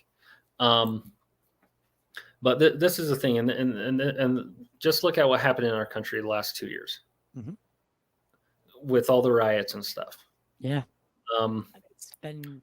A person is a cool, smart, collected being that can sit and think and make rational decisions. A group of people turns into a herd of wild animals. A mob. Yes. Yep. And so it's like, how do you stop crazy things from happening like that? Because it just takes one person to yell the wrong word in a crowded place and everybody loses their minds, and it turns into a panic. People get hurt. Things get destroyed, And that's honestly what worries me about disclosure, whether we're forced into it or eased into it. I think the easing of it would be a lot better. Yeah. And so you're kind of hitting on something that I've been made privy to, some discussions that have been had in other areas, if you will. And one of the things that I think this is true. I wasn't in the room when this conversation happened, but I've been told that it essentially goes like this: is you get this much information, and these individuals goes, okay, this much people could handle, right? Right. So how do we get that out? But the rest, this other 99% of it, that we're going to put that away until another day. Like that's not coming out. Right. Because and they take that little piece and they go, okay, how do we get this out there and start getting it into the ether, if you will, and into the consciousness of the people? And they go, okay, well, I have a really good friend who's a science fiction writer. Let's give him this piece and let him write a novel with that in there. Or I know a movie producer, and here's a crazy Steven Spielberg and Project Blue Book. Yeah. Like we already know that's happened before. Jacques Vallée and Hynek both advised Steven Spielberg on Close Encounters. That's why it feels more like a documentary. Yeah, and so that's one of the things that I've it's like the psychology thing, and this goes back into some crazy things, like imagine Arrival. They gave that. Have you seen that movie? Arrival. Arrival with Jeremy Renner and Amy Adams.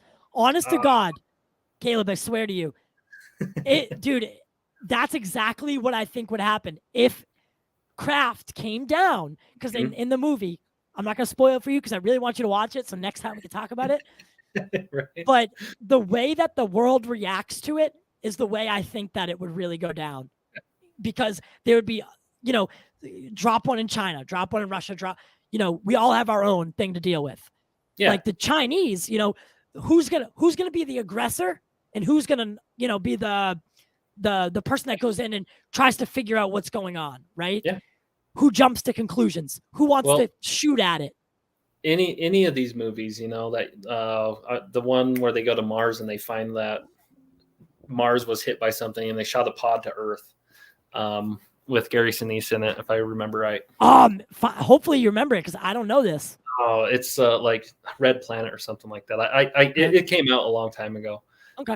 But you have different things like that, and these different movies and these different concepts of what would happen, and that's actually one of the reasons why Travis was asked to be in the position he was, because he wrote a whole book about what would happen if we were invaded, and scientifically, really, with what we have in our knowledge, how would we really defend ourselves against something? Damn. With our level of technology that we're privy to. And Travis, he does have a little bit. He did have, I should say, had or does still have some access to probably some stuff that you don't know, but he's put himself in that position, and he's under NDAs, he's under things like that. And I'm a military guy. I know what top secret means. I know how that works. And you got to be able to keep your teeth together on stuff, because it comes right back to what we were talking about. If certain things come out, Men in Black is a great one of this. Yep. When Kay is talking with Jay, and he's like, and that's where I get the people. A person is smart. People are stupid animals. And he's like, everything around you is going the way it is, going all good and calm and everything. But the moment everybody out here figures out that there's aliens walking around, they're all going to lose their minds and everything goes into chaos. Right. And the only thing that's keeping them safe is they don't know about it. Right. And that goes into something that, I struggle with that, because it's like, I think people deserve to know, but at the same time, are they ready for it? Are they able to handle that? But who makes the decision? Yeah. Who that's the problem. Who makes that call? Who decides if we're ready or not? Yep. And that's the hard thing and this is one of my theories too, is if you finished watching episode 2, right? Or season 2. Season 2, yeah. Eric gave us this presentation at the end, and he specifically showed he brought 3 stories out from the Bible. I watched that. I watched his presentation like 4 times over. Yeah. Just to gather it all. Yeah. And you guys are, you guys saw there's so much more to that conversation too. God. But there's a point, and I don't know, I can't remember if they showed this part, but I asked a question and I pointed out, I was like, look, all those men in those stories, they were supposedly a man of high regard, or a man chosen, or they set themselves on a path to be a good person and someone who was following a certain, and they were searching for truth and whatnot, right? They were a certain kind of person or a certain level of individual, and they were shown something. And so I asked the question, who are we? And are we the type of men who maybe deserve an answer, or are we those type of men ready for it? Are we putting ourselves in being the kind of person that can handle that information? And so one of my thoughts is the more in line I am with what I think is good and try to live in a certain way, I feel like I've had an increase in things happen personally, and that's kind of my own little personal experiment, if you will, on if I'm doing things that I believe are in line with, say, natural law and natural, with those natural laws and things that govern the universe and things. And a lot of that ties back into a lot of religious texts throughout the, there's natural law, and if there's a natural law, there's a natural creator. Right. Because if there's law, there's something had to create it. And that's a cool conversation that's been had multiple times. Off the ranch. The ranch. And you go through and I kind of lost my train of thought. Man, I did too, actually.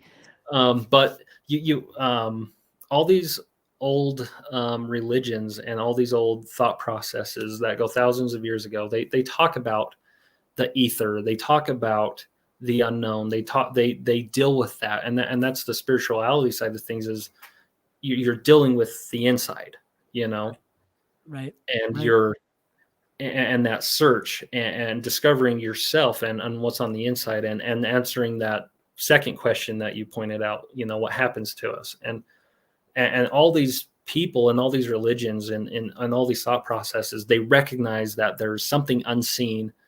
And this is kind of one that, going back to some of my experiences as law enforcement, I've literally been doing chest compressions on the guy who was shot through the chest, and he died. I watched him die. My hands were literally on his chest, and I can tell you something left. And I don't know how to explain. Well, I mean, I'm saying, I'm not, I said the way I phrased it was, do you think so? But that's not a good way to phrase it. Yeah, you really did feel that something left, or he was there and then gone, but something left as he died. Yeah, and this is one of those things, is if so one of the first people that I actually watched die was my dad, and that was about 10 years ago. He passed away from cancer. Yeah, I watched. And then with law enforcement, I've been in rooms where it doesn't matter the age group, but the remains, I think there's a reason why we call it the remains. Something's like, look at the words we use to describe things. Like alcohol, you go back and they call alcohol spirits. And people start acting differently depending on what spirits they're drinking, right? Yeah, I know that. I've been 5 years sober. No, dude, the alcohol was the devil to me. Yeah. Right. When I drank it, I turned into a different person. Right. Yeah. And I've heard this talk about why they call it spirits, and it's almost like, because someone was talking to me in sobriety about it. Was like, when you were drinking, you let something else in, man. Yeah. Something else was driving the bus, right? Yeah. So, and this gets into some of those cool conversations and stuff. But I can tell you, I've been in places and the energy shifts. You something leaves, and you look at a body and you go, that's not that person. That person is now somewhere else. It's like the core, the husk. Yeah. So. In my faith, we say that we are spiritual beings having a mortal experience.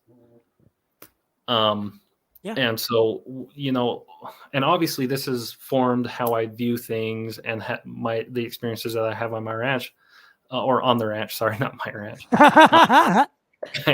I do have. I guess I get protective of the ranch. Hey, that's okay. But it's one of those things, like, and again, that's why I think the five of us are there. If we're there for a reason, and we all bring something different. And yeah, I'm the security guard. I'm the Marine. I'm the law enforcement guy coming into this and viewing it through my perspective, and Eric and Travis, they're there due to their own experiences and their education and their paths and stuff. Tom's there.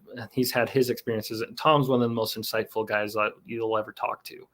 And the way he sees things and can put things together is amazing. Same with Bryant, there's a reason why the five of us were brought there, I think. And I know that's crazy, but I'd love to talk to Tom one day and just hear things from that perspective, and Travis and I don't think I've seen Eric on any like shows or anything.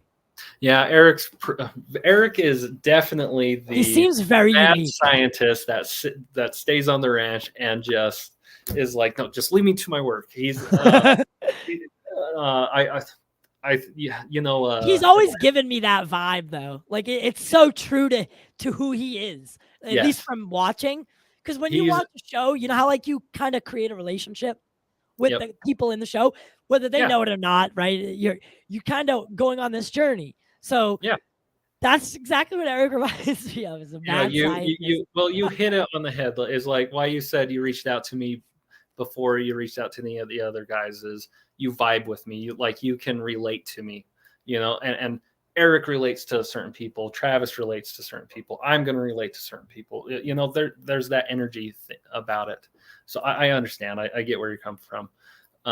But yeah, Eric is definitely I think of Atlantis, the cartoon. Mhm. With the little guy with the dirt guy, Mole, I think is his name. That's Eric. He's so like into his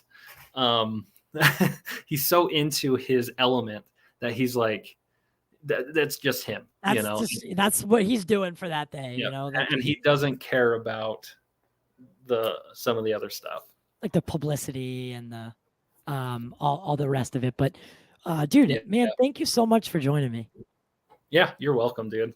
Almost 2.5 hours, man. By the way, I don't go 2.5 hours with anybody anymore.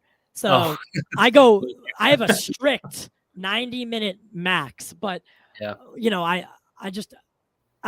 I'd love to keep talking and interacting and yeah, this is there's so much to talk about when it comes to the ranch and things, and and I know I just got my wife coming in and going. I saw. I know the signals. That's why I was like, all right, time to wrap. To wrap. But I know we went another 20 minutes past what you were thinking, I think. But yeah. it's been great. Trust me, man. It's so for anyone watching, definitely check out the Secrets of SkinWalker Ranch on History Channel. Seasons 1, 2, and 3 are available. And then so it's skinwalker-ranch.com. Subscription based. But you can in that subscription, do you automatically gain access to all the stuff? Yeah, so anything that's posted on the website, you gain instant access to. And then again, there's a live feed, and I think this is the biggest thing that's drawn people in is our live feed. Is you're literally seeing the ranch through selected security systems. Oh, no way! Because at times we're pointing those in directions where we're doing something that we can't have you seeing just yet. But then there's times where you'll see us. But then on that live stream, we jump in there and we talk to people, and we're interacting and it's a lot of fun. And then obviously we're doing our Q&As. We're doing a lot of stuff that way. We have an event coming up in Vernal, Utah called Phenomenon. And that's going to be a 4-day thing. And it's not going to just be us. There's a lot of other vendors and a lot of things. It's going to turn into a convention, right? It's turning into like where you want to be if you're interested in UFOs, Bigfoot, anything like that. I'm sorry, what's the date of that? The dates of that are September 8th through 11th, I believe, this year. And how do you buy tickets to it? And you can buy tickets. We're going to be there. I'll talk to you after about it. Something I'm actually interested in. Yeah, so it's a big conference. There's going to be like dinners with the team. There's things like that. And we're so a lot of stuff going on, and and again, the website is going to be our biggest thing. Is you're getting direct access to us, and videos and content and stuff like that. And again, it's only been out for about 3 months now, so be patient. There's a lot more coming, and right. It's been a lot of fun. So yeah. So I mean, like I said, thank you so much, man, for coming on. I found this to be one of the things that I was looking forward to most this week, with a lot of just mundane, boring stuff going on this week in my life. I was so looking forward to talking to you. You've been so fun. This will not be the last time. Yeah, it's been great. Let me know, and I'll be happy to come talk to you again. If you can, stick around for a minute. I just want to ask you one thing. But for everyone else, we'll be back again tomorrow. I had to postpone last night's show till Sunday. I just wasn't feeling right yesterday. But super weird. Some other shit happened, but we'll talk about that. another day. Guys, make sure to like, share, subscribe. Definitely check out Kaleb at Kaleb Bench on Twitter. Go check out Secrets of SkinWalker Ranch with the whole crew. Such an amazing show, so fun to watch, and it's not like the other ones that have come before it. Very much more based in the science and the scientific method, which I think we could all appreciate. So Kaleb, man, thank you so much. No, thank you, Ty.